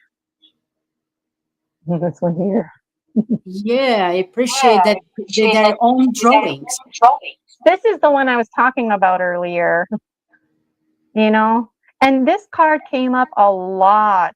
So there's other cards I'm finding coming up now in 2026, but this one was huge, 2025. So there's lots. There's 91 cards in the deck, and I that wasn't intentional, and I thought that was really special, because 9 plus 1 equals 10, 1 plus 0 equals 1, and the dragon is all about the greater oneness, right? And so I was like, that is cool synchronicity. And it's really age 4 Gina, age 7 Gina, and age 14 Gina who created these, and I'm just like the secretary that put it together. And I was feeling insecure about, like, my little kid drawings, but it really resonates with me. Yeah. Oh, there's some hair mixed up in there. And I would like to create another oracle deck based on the archetypes, but one thing at a time, right? So things are coming together. This one is about the coherence, the brain-heart harmony. And if you notice any spelling mistakes in here, don't worry. I edited them to the best of my ability. And there's one card in here I have to have a little laugh, because when I published these, before I made it available to the public, I ordered myself this deck to make sure, I read it over. And now I can't find the card, but I printed one card 2 times. And so I can't find it in here, but it's somewhere in here. I have some blank cards, and so I just drew a picture of that card. Awesome. It's going to be funny, whoever actually gets that card pulled. So I just want to reassure people that what I'm showing you here, it could look a little bit different, your own version of the Dragon Dreams Oracle, because I did publish that. I edited them. I'm like, where is that card? Mhm. Yeah, it was a Yeah, real it thrill sounds to create familiar. them. Oh, it's right here. Here it is. So don't worry if you order the Dragon Dreams Oracle. This card looks like these other ones, okay? And I was gonna keep this to the side because I'm like, that's an advertisement, right? But I thought, no, this is all part of the vulnerability and authenticity. If I wanted to, I could order myself another deck, but I don't need 2 decks. Like, reduce, reuse, recycle, right? So I thought this one, this is the one where it's a winter scene and there's 3 white wolves, and seemingly the wolves are chasing the deer, but really it's the crows that are cawing, and the crows are letting the Mhm. wolves know that there's food over there. And it's part of the symbiotic relationships that we work with, because I learned this in a nature documentary. So Yes. so like when it's cold and there's a dead carcass, it's too cold for the crows to eat. Their beaks can't, but if a wolf is chewing on it, then it's warming up the meat and softening it, right? So the crows learned long ago, caw, caw, caw, over here. And to the degree that when deers are not even dead, or and other animals for that matter, the crows and wolves have a buddy system. So um, I thought that was fascinating. Yeah. Oh, um, I'm checking my buy me a coffee. Sometimes it takes a few minutes. If somebody did make a donation, let us know in the comments, because sometimes it just takes a few extra minutes there. But I don't see a new one. I don't see a new one. So um, Anyway, would you like to do like a collective pull, carpool, like for yeah, like the energy that is actually ongoing? yeah, Basically, we are good to go. yes. Did you want to? Sorry, can you say that again? Did you want to do a collective reading, or you just um, that got chopped up a little bit, that last part? Yeah, like if you would like us to pull some card, like general reading for everyone. Oh, yes, yes. That's what I thought you meant. Um, Yes. let's do that. Okay, so do you want to pull 4 cards to represent from the 4 directions? Like, I'll pull, like, you pull one to represent snake, and then I'll pull the next one to represent jaguar, and then you pull the next one to represent hummingbird, and then I'll pull the 4th one to represent eagle condor. And the reason I want Slavka to start is because literally on the biological level of snake, Slavka is located in the south, in Florida, and I'm located in the north, in Canada. I'm in London, Ontario right now. And so when we work with the Andean medicine wheel, we always start in the south. And so um, let us know a message from Snake, Slavka. And Snake teaches us to shed the past the way we shed our skin. And I'll pause myself, or mute myself here. And thanks, Jason. I read your comment. So the message from the snake is free yourself. Free yourself, literally. This is the card, that comes from the south, from the snake. That, yeah, that let go of your old skin, free yourself. You know, you see that there's the energy of the dolphin. You know, that is just this playfulness, joyfulness, and this, truthfulness, wholeness. So yeah, free yourself. I love that. Couldn't be What a better. great message from Snake. Let's see what Jaguar has to say.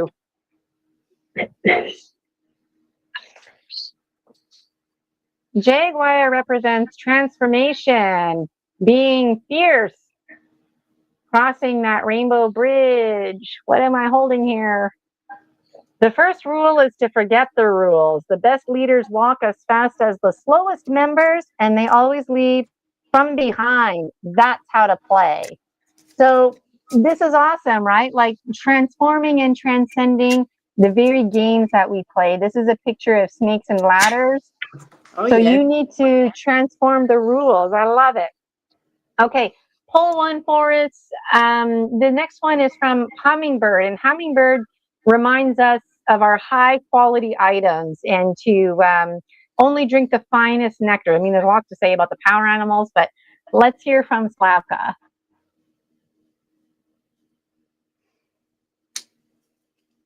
Look, two cards. Two cards came up, which is interesting because they just came out together. So okay, I'm presenting one of this is like new horizon. There are new horizons. There's something new. Like the worst parts, you already made it. Your shadow work. You're dealing with the shadow work, with your shadows. Some of them, or some of us also, dark night of the soul, whatever, the, complete fall and rebirth. So this is like new horizons. Positive things are coming up. It's a shifting. And the another card is like timing. Everything comes with the divine timing. Everything is unfolding with the right timing. I love that. Okay, this next one is going to be from Eagle Condor. Eagle Condor teaches us to rise above. Eagle Condor is the energetic level, the poof state. Okay, I'm going deep here, going deep. Okay, this card here, and Eagle Condor is also about being in right relationship. What's this card here? This one says, seeing beyond titles. Some authors need to tiptoe around things or their books don't get published.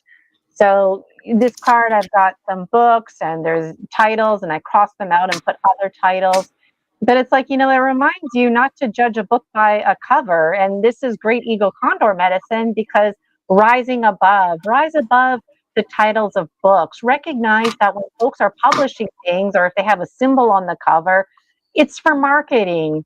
It really, you can't really represent the content that's in there. And a lot of authors who are way ahead of their time, if they actually said what they wanted to say, there's no way their books would even get published. And so I think this is very fitting for Eagle Condor. So that was great. And I like how we just 1, 2, 3, 4 had them all. And so that was awesome. That was really, really great.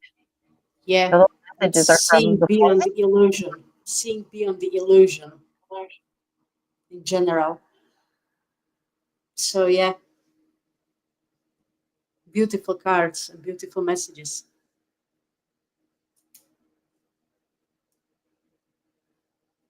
So I got a donation. So I'm gonna, if you weren't tuning in earlier, I'm gonna share half that donation with Slavka.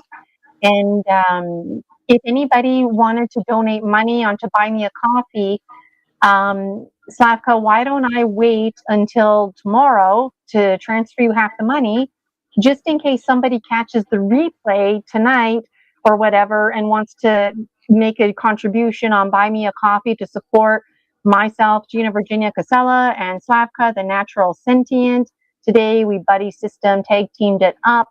And it's not about money, it's about energy exchange and just, showing an appreciation. And today we had amazing conversation. And I really enjoyed myself. We've been meaning to get together for a little while now. And also, if anybody else out there would like to have me as a guest on your show, then Wednesday, it's 2026, Wednesdays at 1:30 Eastern.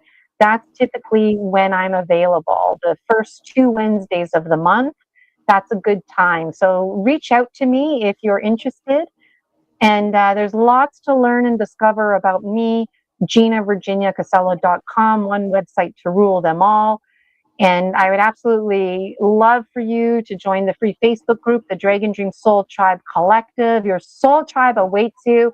I would love for you to post pictures of your dream journal or even today about this experience. People who are in the comments, let us know more. I mean, have your dreams tonight, this week. Keep us updated. That's a great Facebook group, the Dragon Dreams Soul Tribe Collective. And it's free to follow me on Buy Me a Coffee. If you want to give me money, hey, I'll take it. But if you just want to follow me, it's free. And then it defaults you to the emails, and then you default to getting in on this kind of stuff, like when I buddy up with Slavka and whatnot. And I would adore if anybody out there registered for one of my programs. It's the beginning of February, new month, and there's just so much to look forward to. Check out my playlists.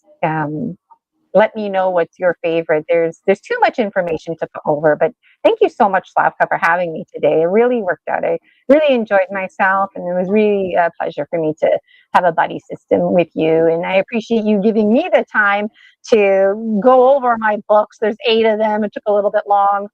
And the whole Dragon Dreams, and even just the time to introduce myself to your audience, because there's the pros and cons, right? But next time Slavka and I get together, I won't have to give you this big introduction about who I am and whatnot. You'll already know.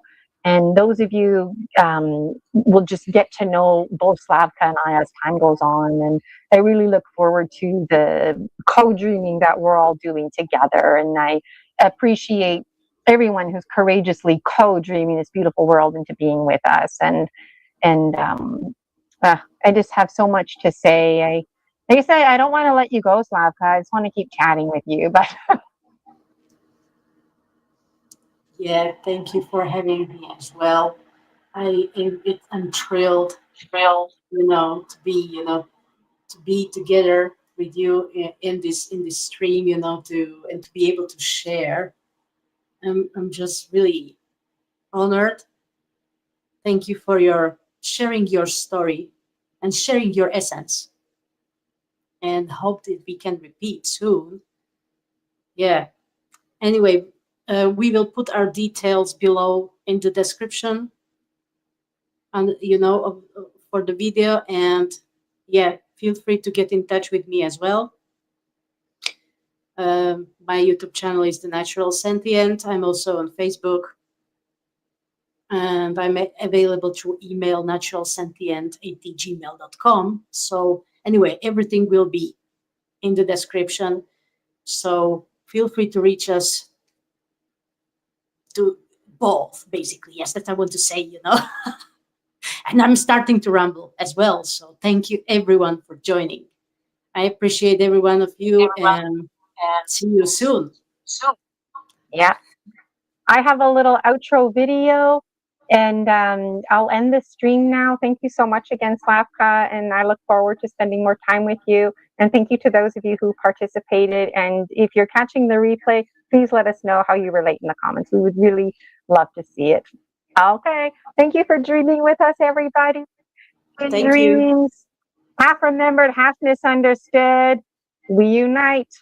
Take care, and we'll see you all next time. Good to see you, Slavka. Take care, everybody.